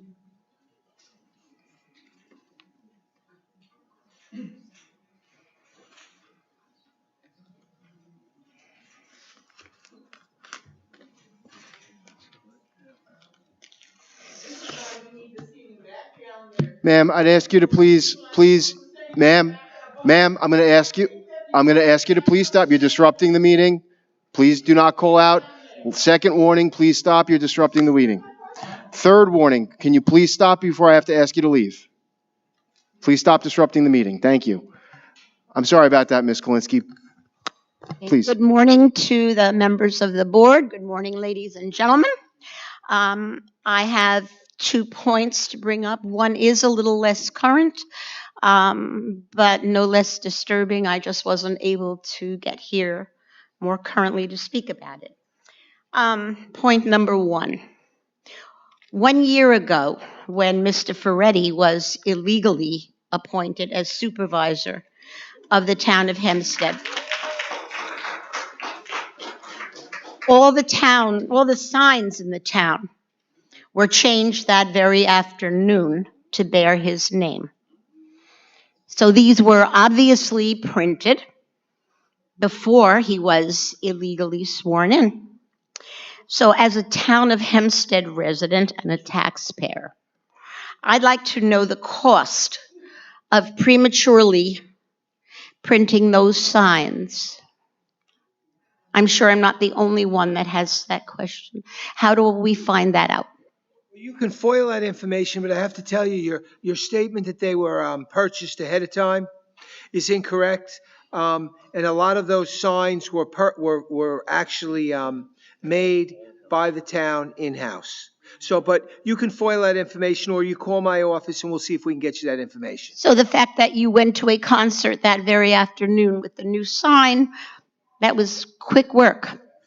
Town's very efficient in a lot of ways. You're wrong. It wasn't. Okay. You're also incorrect. You're also incorrect. There was an event that night. The sign was not replaced. So you're wrong on 2 accounts. But please continue. Hey, I just wanted to know how you could justify that. Point number 2, current. From several months ago, very pretty light blue signs started appearing all over in the town of Hempstead, also bearing your name. As a resident and taxpayer of the town of Hempstead, I would like to know the cost of these light blue signs and how do we justify the cost? Please continue. You have 38 seconds. I'm finished. Those are my two questions. You're finished with your comments? Those are my two questions, yes. Okay, thank you very much for coming in. The sign, first of all, we have revitalized many of our parks, not just signage, but the PVC posting around the signage as well. We have spent quite a bit on revitalizing many of our parks, including, well, your time is, you said you were finished speaking, so that's why. This is my first time. I have one more little thing to say at the end, so could you please stop my clock, if it's possible? Well, why don't you finish your comments and then I'll respond. My comment is that big change is needed here, and I'm sorry, could I have the answer to my question, please?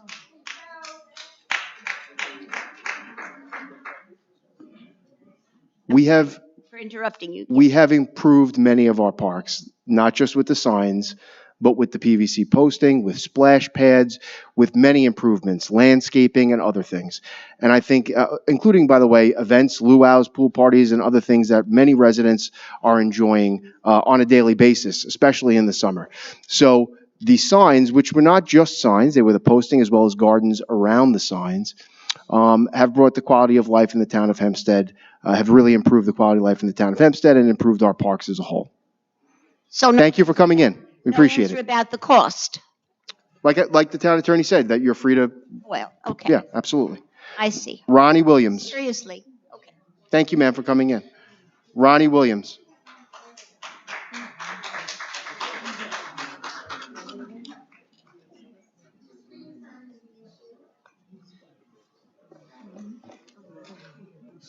Hi, good morning. Morning. Good afternoon.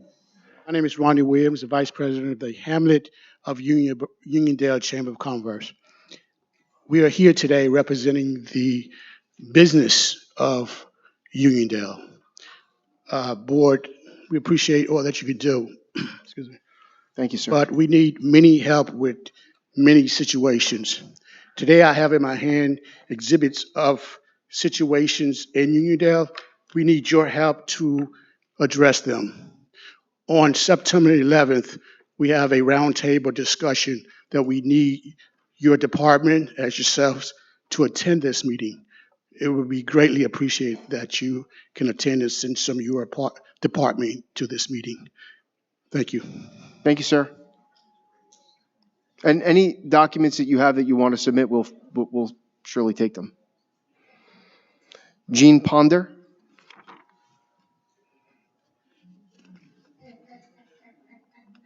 Jean Ponder.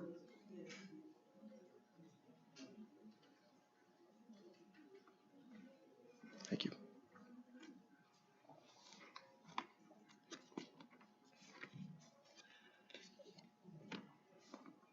My name is Jean Ponder. I live at 1281 Peapon Road, North Belmore. Good afternoon. I'm curious to know how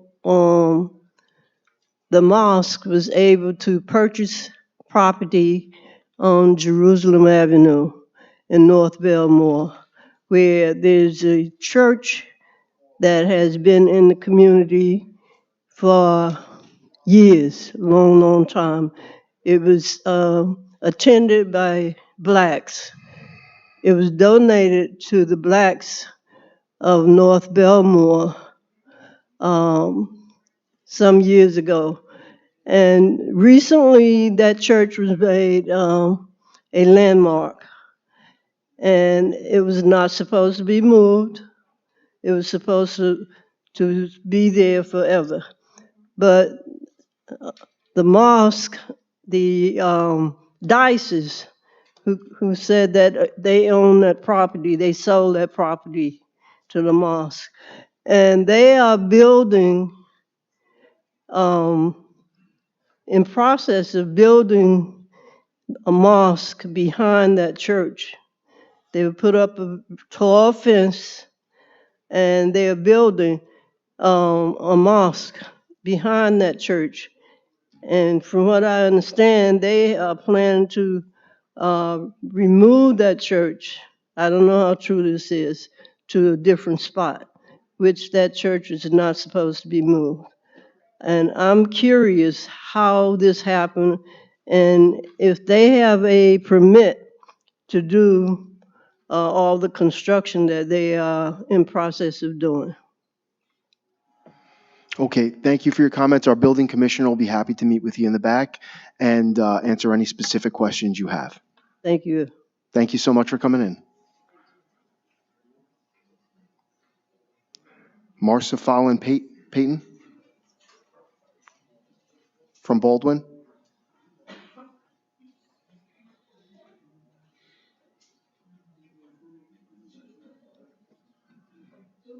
Marcia Fallon Petian from Baldwin. Courtney Place in Baldwin.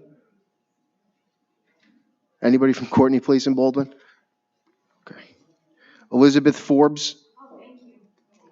You're welcome.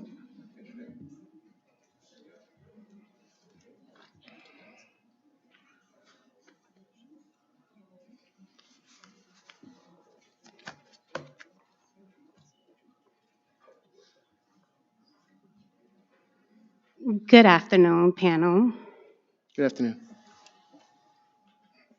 So I want to say first thing is this is my first town hall meeting that I am able to attend because I am a resident of Elmont, a mother of 6, and this daytime did not work for me while I was full-time employed. So I'm retired, and you will be seeing more of me. So I'm here because a year ago, an appointed Town of Hempstead supervisor that's court found violating open state meetings law. I believe trust is earned through transparency, accountability, and meaningful community engagement. Regardless of the political party, residents deserve a government that follows the law, conducts business openly, and welcomes public participation. When decisions are made behind closed doors, confidence in our institution is weakened. I ask this board to recommit the principles of the open meetings law, not simply because it is required, but because the people of the town of Hempstead deserve a government that is transparent, accessible, and accountable. We are not just here to criticize. I am not just here to criticize. I am here because we care about our communities and want a government that listens, communicates, and leads with integrity. I hope this board will view public input as a partnership, not an obstacle. Afternoon, that's a long walk. Good afternoon, all. I'm here from the Preservation Long Island, which is a regional organization that responds to community interests and needs relative to local landmarks. The organization was founded back in 1948, and we've been advocating for historic preservation across all of Long Island, Nassau, Suffolk. And it was interesting to me that you had someone here just a few minutes ago inquiring about the landmarked St. Matthias Church on Jerusalem Avenue. You might not realize that the town of Hempstead is probably the most landmark-oriented town on all of Long Island. You have close to 40 landmarks that the town itself has landmarked. Some of these buildings are listed on the National Register of Historic Places, which is really an honorary status. Where it counts is that for a local town, such as Hempstead, to enact laws to protect its local landmarks, which of them, of course, are subject to various local controls, such as 2019. And so the current owner knowingly purchased the building, the property, subject to the town's codes appertaining to landmarking. And so I'm simply here. I understand that proposals have been presented As far as I understand, no approvals have been granted for construction. And so just to put on the record, I feel it's necessary for your board, as well as the Zoning Board of Appeals, to realize that the code protects not only the structure, but in this case, this is a church. This is set, its siting is specifically relevant to the building itself. It enjoys a lovely setback from Jerusalem Avenue, and any proposal that comes forward should be judged with respect to not only the preservation of the building, but also the setting, because it is truly a landmark. As you drive down Jerusalem Avenue, you see the building beautifully situated back from the street, and urge you to take that into account when any proposal comes forward. So thank you very much. Thank you, sir. Karen Portal.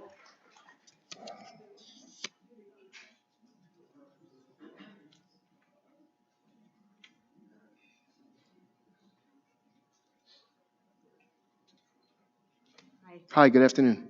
Thank you. My name is Karen Portel, and I'm a Woodmere resident. I am here today alongside many of my neighbors, some who have spoken already.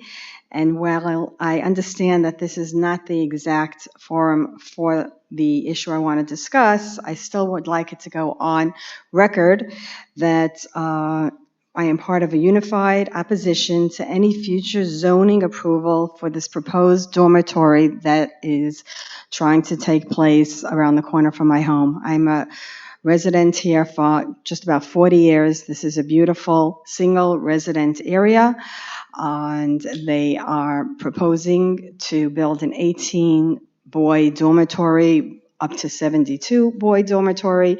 The streets that it is alongside is a skinny, very narrow street, which you can't, it's one way. They've already been blocking that area, so parking, everything that goes along with it. So although there has been a stop order because the neighbors have been very vigilant and spoke to a lot of representatives here, they somehow got some of the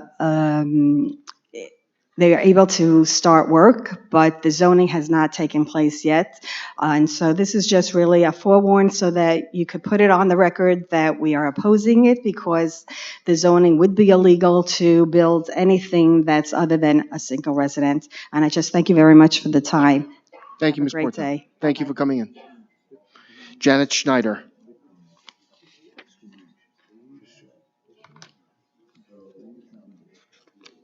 Janet Schneider.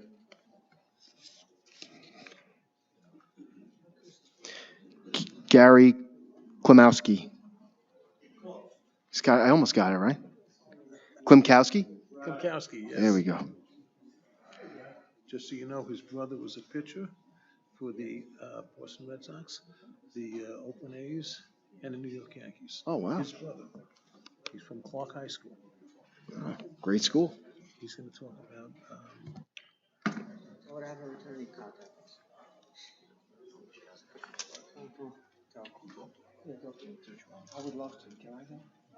My name's Gary Klimkowski. I'm resident of 76 Pilgrim Lane, Salisbury. I've been here for 70 years.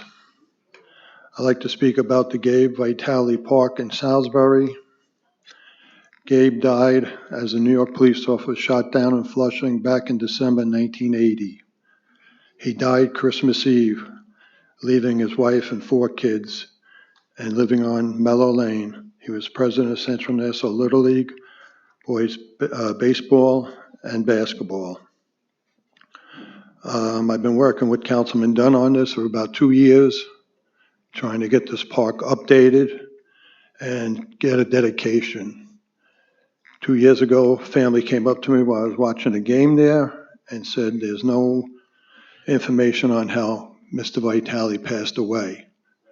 I went around the park, checked the little snack stand we got, no plaque, nothing, how he passed away. That was 46 years ago, and there's still no plaque up. I think that's pretty bad. The park is definitely outdated, needs a lot of work. We don't even have bathrooms there. Got to use outhouses, and it's 2026, and we're using outhouses. No sinks, nothing. The parking lot floods, no drainage. I talked to Councilman Dunn. He was in the process of getting us infield turf, infield for the Little League field. Came in contact with him. He said supposedly everything is good to go. He's been telling me, and I'm still waiting to hear from his office when is it good to go? Like I said, it's been 46 years. I asked Dennis, can we add a playground to it to keep the siblings active instead of running around with tree branches hitting each other? And the bathrooms would be nice so the kids don't have to go in the bathroom in the shrubs. And so if you could ever give Dennis a date, I'm sure he can call me and let me know when you're going to start this project. Thank you. Thank you, Mr. Klimkowski. We certainly, I see the photographs that you submitted. I also represented Salisbury as a legislator for the first 6 years I was in the county legislature. So I'm familiar with the issues you have brought to our attention, and it's certainly something that we need to. There are some things you've identified that we can address immediately, and there are others that may take a little bit of time. But I can tell you that we're absolutely on it, and I will have a discussion with the councilman as well as the park commissioner as soon as the meeting is ended. Okay? If you also make it as nice as you did for the councilman in Seaford, that'd be great. Well, all of our parks that we once we get to the park, we're going to make them beautiful for sure. So thank you. Just so you know, just so you realize, Mr. Klimkowski's brother pitched for the New York Yankees, the Red Sox, and the Oakland A's. He graduated Clark High School.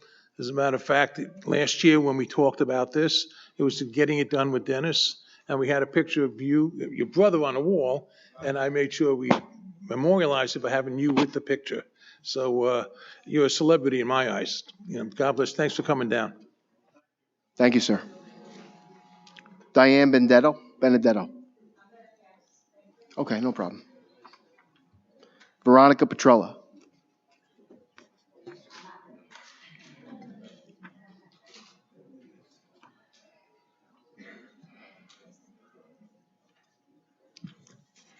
Hi, I've spoken at this meeting 2 previous months, and this is the 3rd time I've spoken to. And Mr. Ferretti, you referred me to Mr. Macarone privately and Mr. Leo privately. And the answers to my questions still not has been answered. We had a board of zoning. This is about 2856 Jerusalem Avenue, Wandsworth, New York, that the preservation man just spoke about. It's being taken over by Islamic Center of Nassau. There was a Board of Zoning Appeals meeting, December 3rd. Their decision came down that they had to remove 2 commercial-sized HVAC units from the property, unsafely secured or stored, and a construction trailer on the property without permits.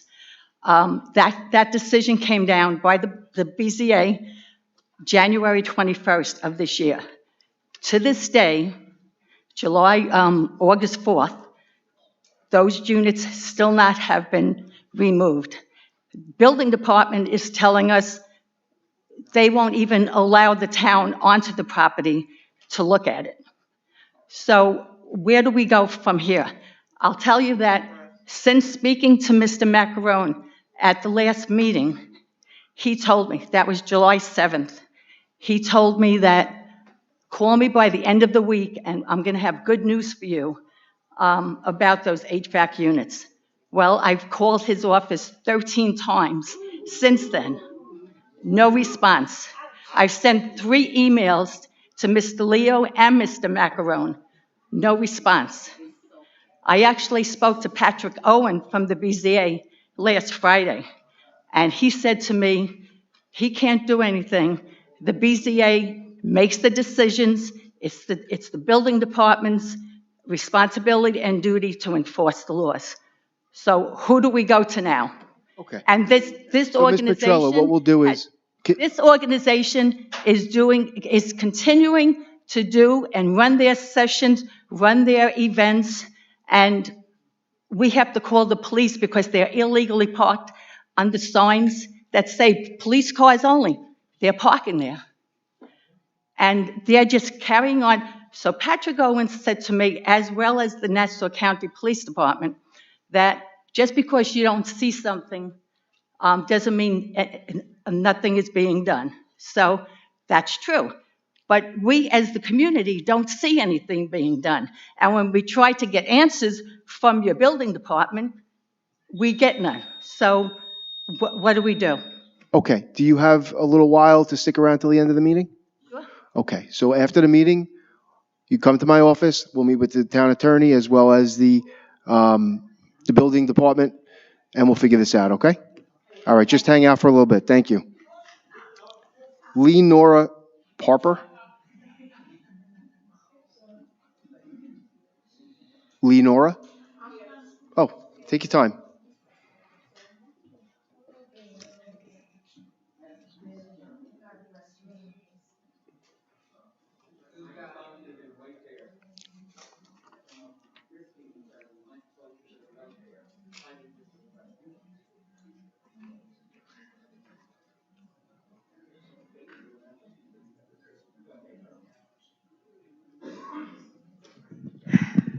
Good afternoon. Hi. My name is Lenore Parker, and I live in North Belmont. I've been living here for like almost 50 years. I raised 10 kids here in North Belmont, and I came to a meeting before, and when we were here for a meeting, it was about St. Matthias.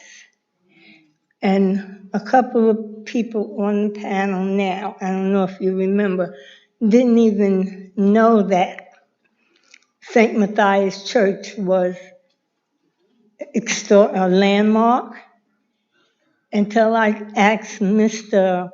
Muhammad, I think is his name, but he knew it was a landmark. And I asked him if it was something to do with him, would he would fight for it. I'm here to really ask you to please. They just do what they want when they want it. They want to build a pool. They want to build a 4-story building. They want to put the church, move the church and sit it in the corner. And I don't think that's fair. That church is over 104 years old, more. And then across the street, where the slaves used to go, it's the dentist thing. And he just wants to tear down and build over, and I don't think it's fair. Like I asked him, I want my children's children, that we have a landmark that they can go and show what was. Well, I'm not a good speaker, but I appreciate you. Are you doing fine? I appreciate you listening to me, and I don't know your name. The lady on the right, Laura, is that you? You were there that night when I asked Mr. Muhammad about the landmark, and you said you were surprised that it was, you didn't know. And I said to him, you see, you know it was a landmark, but she didn't. But that's okay. I don't have nothing against you, Laura. Absolutely. I just wanted you to thank all of you on the board for listening to me. Thank you very much. Nick Vigola.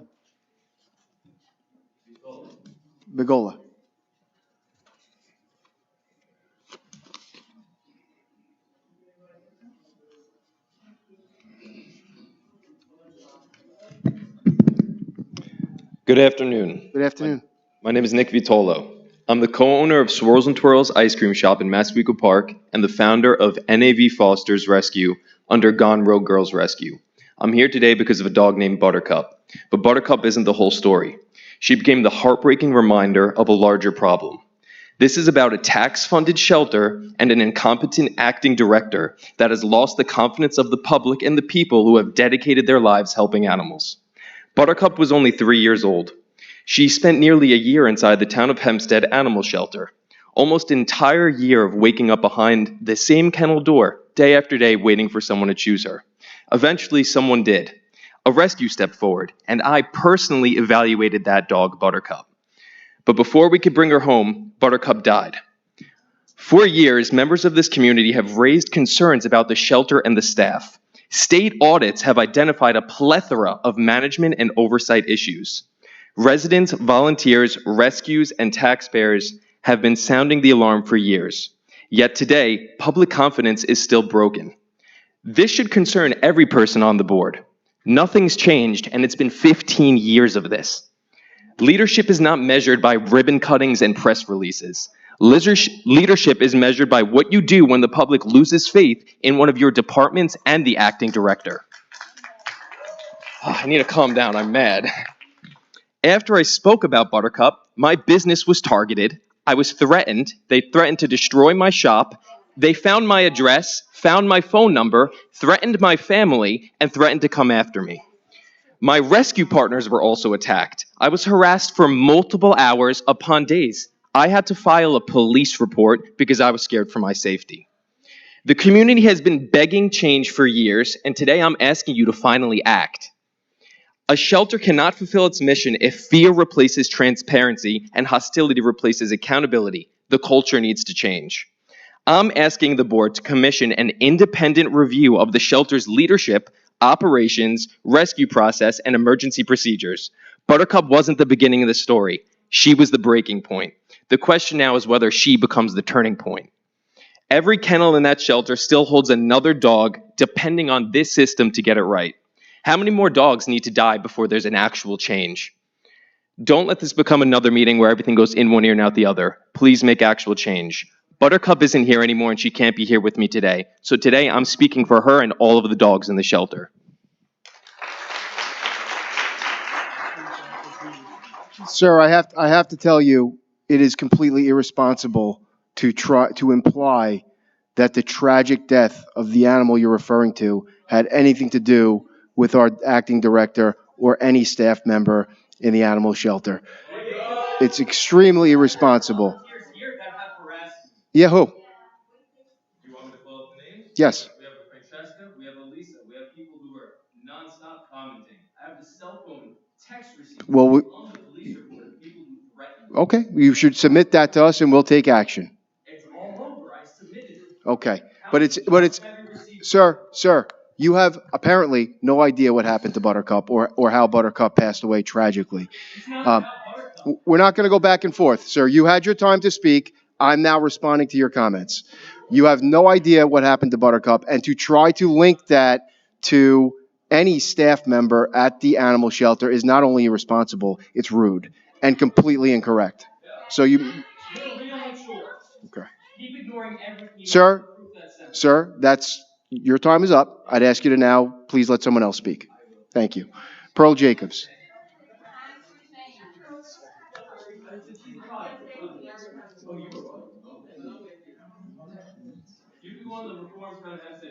Sir, I'd ask you to please, we have somebody else's turn now. Thank you.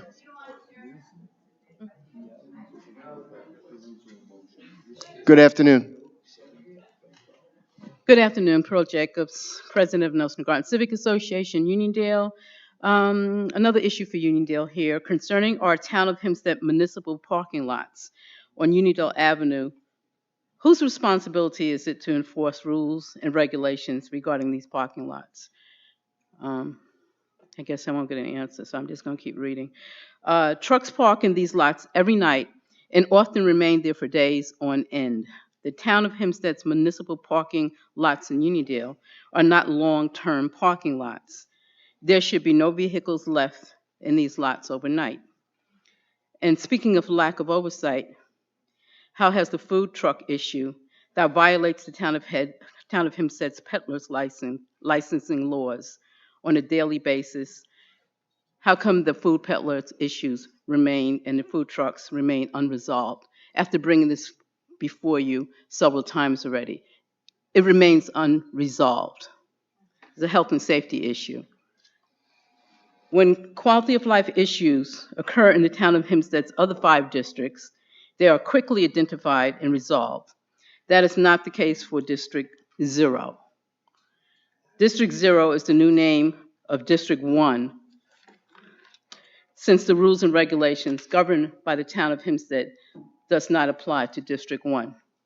And I've noticed time after time that I've been here, at least the representative for District 1 leaves, okay, several times.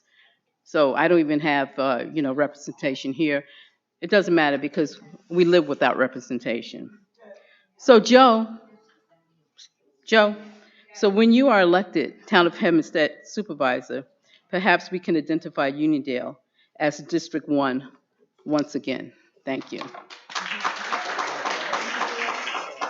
Thank you for your comments. Paris Popak.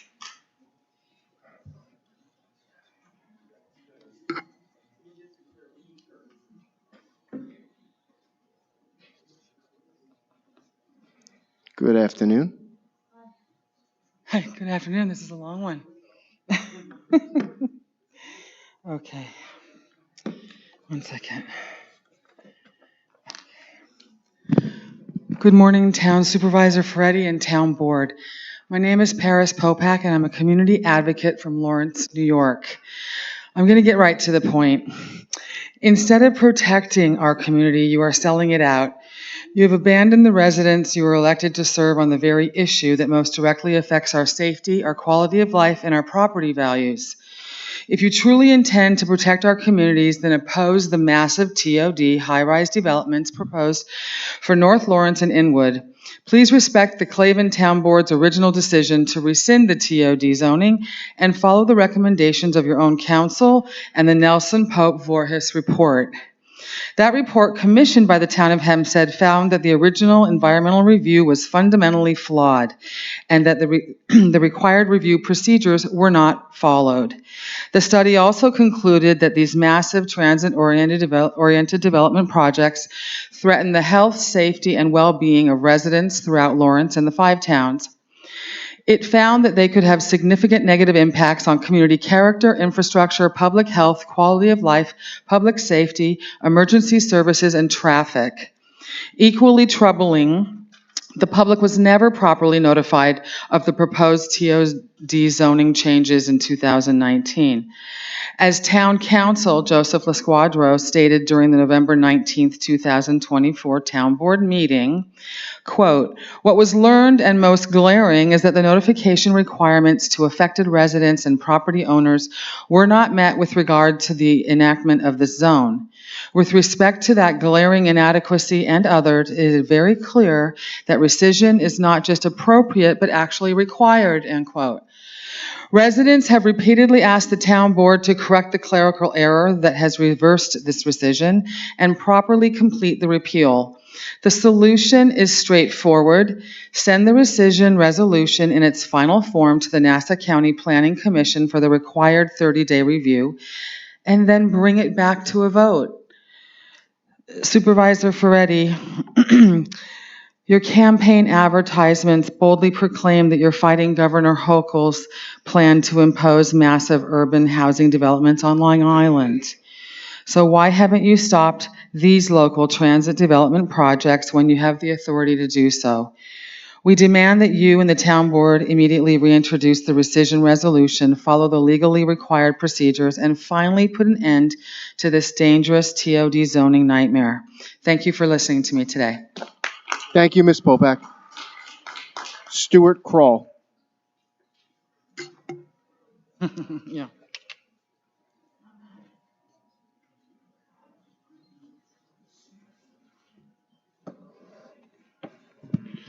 Stu Kroll, Great Neck. What I want to focus on is the horrendous decision on part of the town to send 163 cats to the Good Shepherd Sanctuary in Maryland.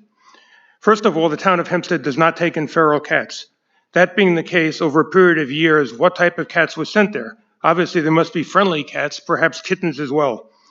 They apparently owned a large piece of property covering many acres. Large parts of this property were not enclosed. The area is known to have many predators such as coyotes, birds of prey, and what have you. No doubt there are food dishes strewn about the property. Medical care for these cats was minimal to non-existent. There would be little chance of getting adequate medical care, as there would be no way to track the whereabouts of these cats over such an expanse of many acres. This equates to condemning many young friendly cats to being in a hopeless situation with little chance of survival. Feral cats at least have some survival instincts. Friendly domestic cats have none. This served to keep the cat population at our town shelter at very reasonable levels. I believe these cats were supposed to have sent certificate, and correct me if I'm wrong, certain certificates by state law. None of these certificates were actually sent. I'm astonished that our quote-unquote leadership at the town shelter would send friendly cats to a near certain death, and not a pleasant one either. Good Shepherd obviously did this because it was an easy way for them to make $350 per cat. Many dead cats and skeletons were found. The Humane Society and other rescue groups stepped up and rescued all the living cats they could find. It is very unfortunate that many of the rescued cats had injuries severe enough, including starvation, that medical intervention was too late and they had to be euthanized. Criminal charges apparently will be forthcoming. My contention is that any shelter director that doesn't investigate where living friendly creatures are to be sent is cruel and incompetent. Whomever authorized this decision needs to be removed in short order. To keep alternate crowding in our shelter and keep survival rates up, we send cats off to near certain death. This is short-sighted and cruel to the nth degree. This town deserves a director whose first priority is to help these cats rather than make their particular lives easier. Obviously, no due diligence was done. Let's examine the numbers. 350 cats was supposed to take care of a lifetime of one cat. My particular cats, I spend $100 a month on food for each one of them. That doesn't include any medical care. So obviously, this financially made no sense whatsoever. Basically, at this point, all I can say is that the person responsible for making amends should be replaced immediately. Thank you. Thank you, sir. Stacy Richardson. Stacy Richardson. Monica Kiley. Pass. James Hodge.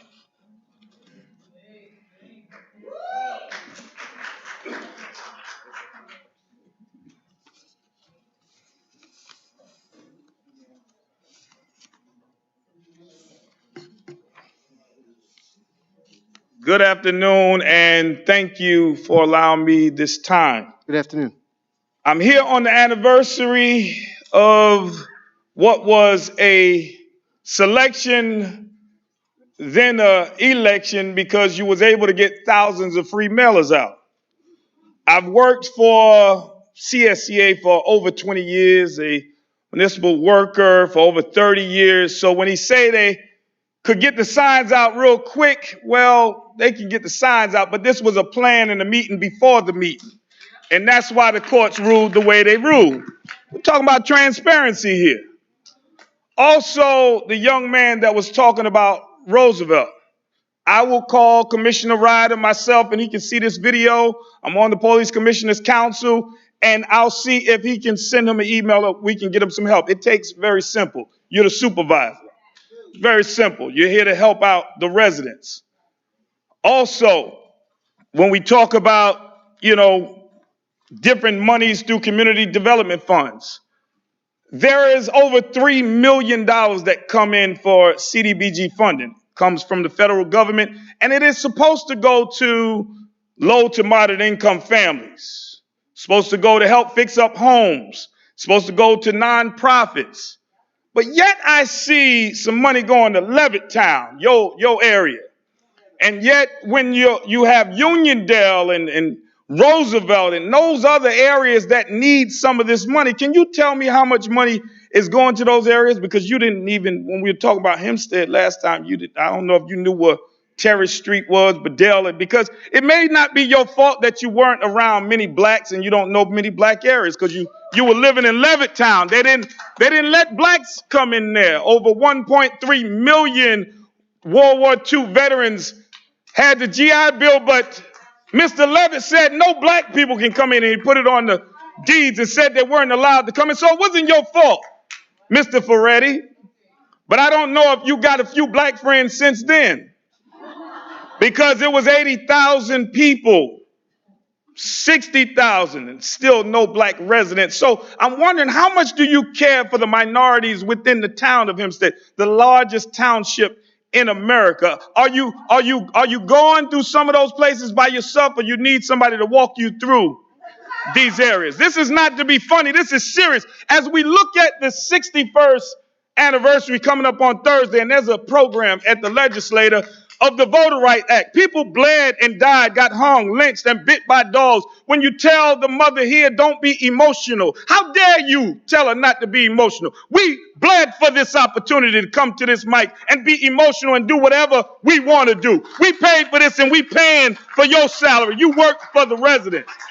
So Thank you, sir. Have a good day. Next up is Keith Rosine. I finished with this. You Keith can kick Rosine. me out if you want. No, sir, you're finished now, sir. It's all right. You can get. Listen, Microphone. I will say this.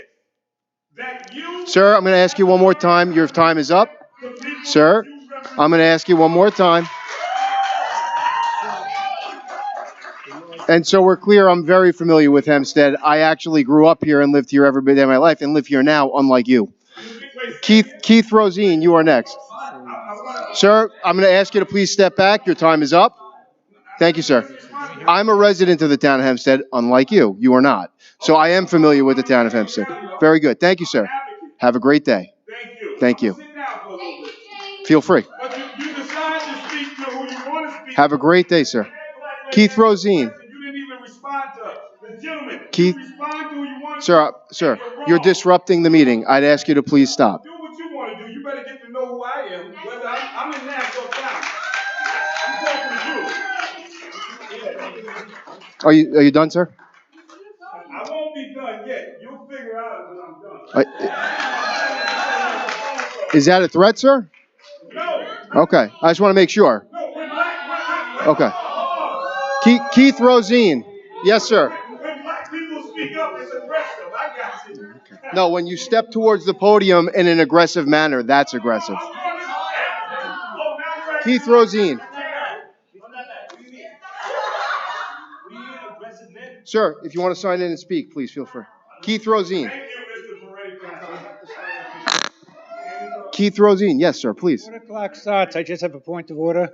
What's the order of the speakers in terms of signing up? How's that chosen?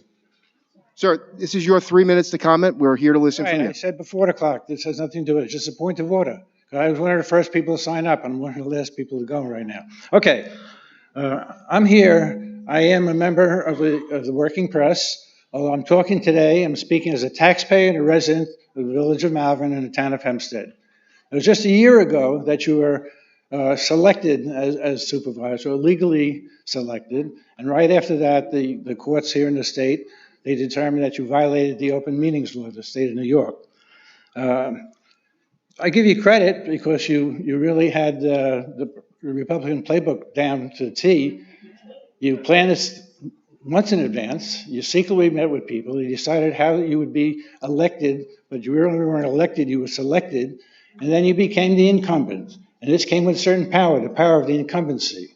And with the power of the incumbency comes the ability to use the mailers from the town of Hempstead to promote your campaign. Now, this is one of them. This is a newsletter, the July newsletter, 2025, Town of Hempstead, full color, 4 pages, and it's amazing. It has 7 photos, and you were in 6 of them. 6 of them. Now, at that time, you were a county legislator, and you were getting paid by the county. However, and I just have to look at my notes for this so I'm accurate, you missed the legislative meetings of April 7th. You were not present for May 5th. You were not present for June 9th. So what were you doing? Were you out photo opping? You weren't representing your constituents at that point. Now, I was at the trial, your trial. You probably don't know that because you didn't show up You weren't there. And I happened to be standing outside the door when you came running down the hall with your entourage. You walked up to the door, you knocked on the door, and you hoped that they'd let you in. The guard opened up the door, and you said, "I'm Mr. Ferretti, and I'm here for the trial." He said, "The trial is over," and basically slammed the door in your face. Okay? So you don't tend to show up quite often. Now, I just want to make sure I get all this information correct. After the months of secret planning came, and we're really down to where I don't want to be at this point, but just to show you something, this is you with an embroidered shirt the night that you were appointed. Okay? How'd you get it embroidered so quickly? That's amazing. Okay. This is the town of Hempstead showmobile. Okay, it's painted. It's amazing. The paint dried by that night. How'd you get that done? People want to know. Thank you, sir. Thank you for coming in. I see we've entered the silly season. Okay. Just for the record, I did not miss any legislative meetings. I don't know what your information says. Look it up. Anyone can check it. Okay. Thank you, sir. Okay. I know. It's the silly season. Here we go. Claudia Barecki.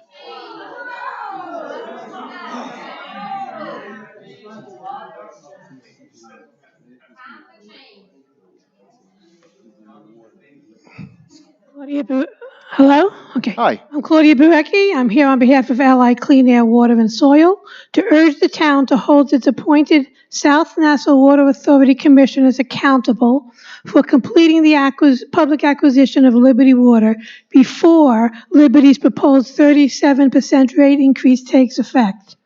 It's been 4.5 years, and your appointments to Senwa have failed to complete this acquisition. After all this time, Senwa is only now submitting a second purchase offer. If Liberty fails to respond in good faith, your commissioners should immediately ask the Public Service Commission to penalize Liberty for violating the timeline mandated in its joint proposal, the agreement that allowed Liberty to acquire New York American Water in the first place. Liberty should not be rewarded with a massive rate increase while failing to honor its commitments to negotiate in good faith. But beyond the delay lies a larger issue of fairness. For decades, CAUSE has argued that the town has unconstitutionally created two classes of residents. One group receives water from a municipal system at cost, while the other is forced to not only buy water from a private monopoly, but then pay taxes to the municipality that denies them water. Residents living in the same town should not be treated so differently simply because of what side of the street they happen to live on. Over the years, Liberty's customers have paid hundreds of millions in special franchise and property taxes through their water bills. Those tax dollars have gone into the town's general funds, benefiting everyone, while the financial burden falls entirely on Liberty ratepayers. That is why CAUSE is asking the town to establish a special water district to receive and manage the taxes paid to it by Liberty customers. Taxes should be used exclusively to benefit the people who pay them, including helping finance the public acquisition of Liberty's water system. Had such a district existed decades ago, the public likely could have acquired the system years ago. It's totally disingenuous that the town claims to oppose the rate hike, while one of the main reasons for the increase is the skyrocketing taxes that we are paying to the town of Hempstead.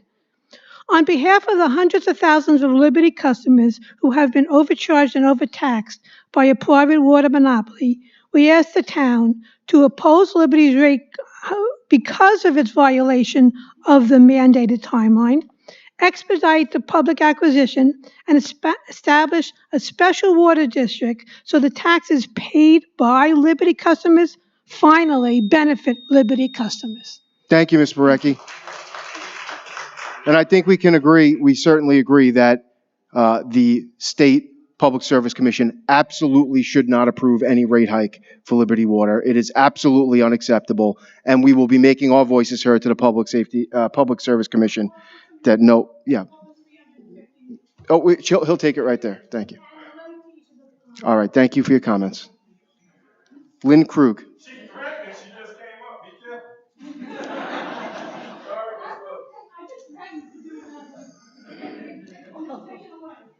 Lynn Krug, Garden City, New York. Thanks to Good County afternoon. Executive Bruce Blakeman's failure to fix NASA's broken assessment system, year after year, residents must grieve their taxes to avoid being overtaxed. Blakeman's ongoing freeze on property tax assessment creates the illusion of the tax relief without fixing the problem. Though promised as a way to limit tax increases, it forces homeowners to file grievances year after year to avoid being overtaxed. Those who don't have the time, knowledge, or resources to challenge assessments often end up paying more than their fair share, while third-party grievance companies profit.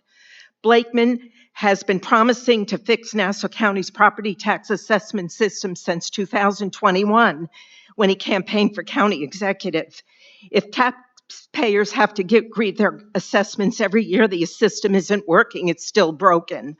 The truth, Newsday reported in May 2026 that Nassau has the highest property taxes of any county in the country, an average of $11,561 per household annually. He made the broken tax assessment worse. Although reassessments are supposed to happen annually, Blakeman has repeatedly frozen in Nassau's inflated property assessments. This creates unfair inconsistencies that force homeowners to constantly file grievances. Now, the latest headline on the re-elect John Ferretti flyer states that he has cut our town taxes and he slashed county taxes in the Nassau legislature.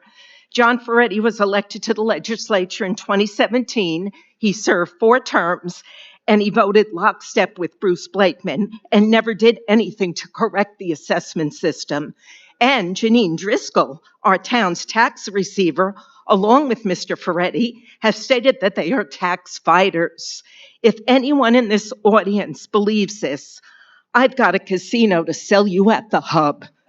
So, Town of Hempstead residents, when you vote this November, ask yourself, can we afford another 4 years of this kind of, and I quote, tax fighters, unquote. And here are just 2 of the flyers that we get. I have thousands in my closet. I think we're going to have a burning of these flyers because they cost us money. Thank you for listening. Much of what you said is incorrect. I'm not going to go through it. But just to be clear, those flyers you held up are not costing you a penny unless you donate it to my campaign because they're campaign flyers. Wait a minute. They are coming from the Republicans,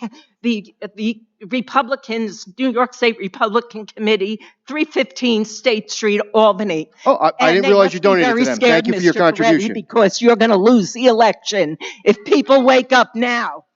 Have a good day.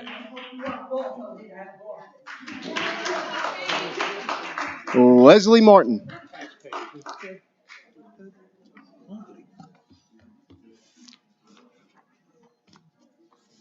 Good morning again. Good morning. Good afternoon. Good afternoon.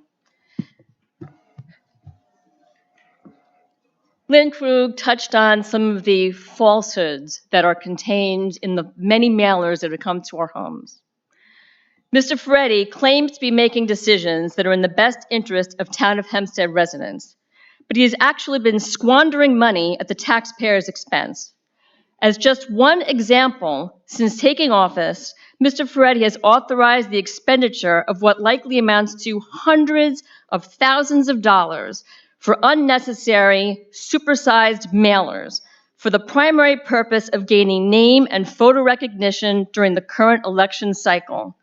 It's clear that the purpose is to enrich himself and his campaign, since he has also added photos of Kate Murray and Janine Driscoll, who are also candidates. As hard as one might look, a photo of Thomas Muscarella or anyone else in the town board who is not running for office is extraordinarily rare. During this election cycle, no fewer than 37 mailers have so far been sent to my home, and there may be more that other people have received, all of which prominently feature Mr. Ferretti's name and photo. Of these mailers, 21 were funded by the taxpayers in the town of Hempstead. Although the cost of these specific mailers is not available to me, I do have in my possession invoices for mailers that were sent by the town in 2024. For example, a mailer of this size, a double mailer, cost taxpayers over $41,000 simply to produce it in December 2023. The cost of postage was an additional approximately $60,000 for a townwide mailing, for a total of $100,000 for one mailing. As of November 21st, 2024, townwide mailers such as this one were sent to 249,025 homes. According to the post office, the cheapest form of mailing such ads is known as EDDM, or Every Door Direct Mail. Such mailers are not addressed, but are simply delivered to everyone in a target area. Of the 21 taxpayer-funded mailings I received, only 11 were received in this less expensive manner. 10 of the mailers reflected my personal address, and actually 2 reflected my maiden name, which I haven't used in the town of Hempstead in 30 years. Let's consider the cost of mailing a flyer using EDDM, the least expensive option. According to the post office, each mailer sent using this method costs between 24 and 25 cents in postage to mail per flyer. For a townwide mailing, this amounts to a minimum of $59,766 Thank you, Ms. Martin. just for the postage. Thank you, Ms. Using Martin. December 2023. Thank you, Ms. cost of a Martin. double mailer. The next speaker, Ms. Martin, there's other people that wish to speak. Ms. Martin, please, if you could stop. I'll ask a second time if you could please stop. Ms. Martin, you're disrupting the meeting. I'm going to have to ask you to stop one last time. Ms. Martin, I'm going to have to ask you to leave the meeting if you don't stop. Lisa Gasparini, you're the next speaker. Okay. Thank you.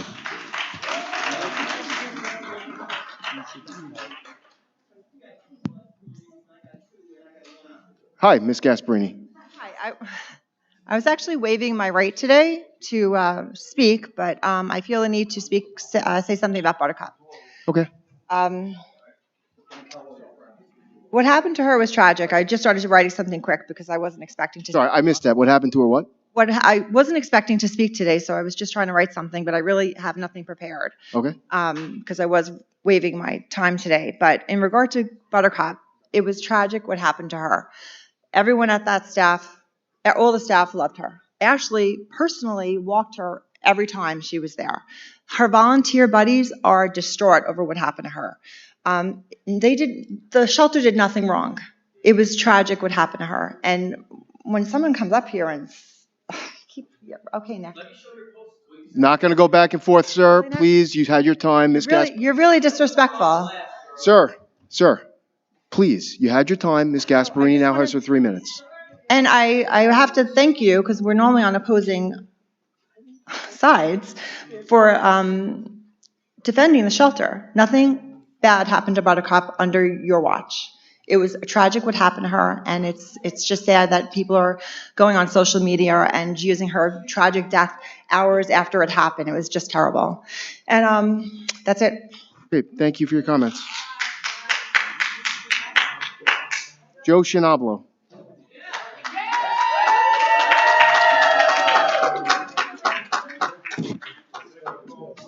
Joe Shinablo.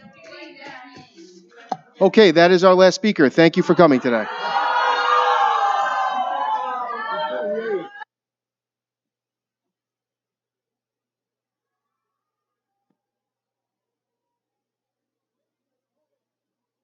Love to.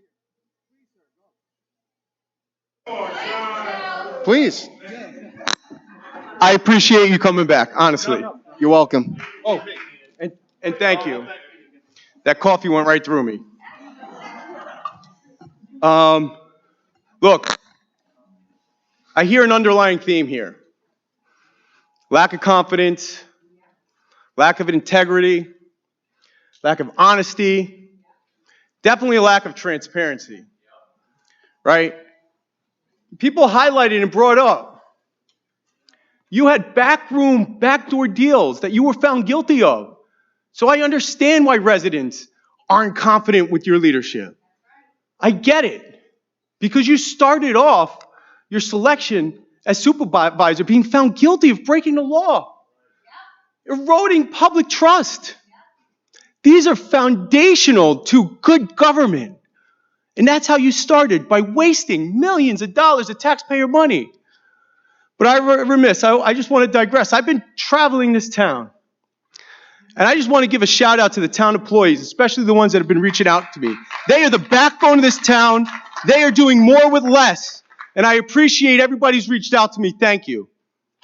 But look, nothing's changed since you've been found guilty. And you talk about silliness. I wasn't going to talk about this, but silliness. I was in court too. You and your attorney said the judge was fair, objective, and he was a good guy. You know what this guy said? It's on the record. You can get the minutes. Talk about silliness. This is serious. This is deadly serious stuff we're talking about here. An officer of the court for over 40 years, and you were there, and so were you, referred to you, we talk about silliness, of acting as if this was the circus in a court of law. You guys were behaving as if this was a circus. This is America's largest township. We demand better. And since your guilty finding, nothing's changed. And you pick and choose who you want to respond to, especially defending your tax cuts. Look at your tax bill. There's no tax cut. It's disingenuous. You're continuing to waste taxpayer money. Millions of dollars on shameless self-promotion. It's just not right. These aren't right or left issues in the town of Hempstead. This is about right or wrong. This is about representing every single community, not just Levittown, right? And somebody from Uniondale brought up, Levittown's got 9 splash pads and pools. How many pools does Uniondale have? The answer is 0. You wouldn't know, because I doubt you've been in Uniondale. But 0 pools. And you're highlighting the fact that Levittown, your district as a career politician, has all the pools. We got to get rid of political favoritism, nepotism, and patriotism in this town. And we got to elect good government based on what's right and wrong. Thank you, sir. Not partisan stuff. Thank you very much. Have a good afternoon.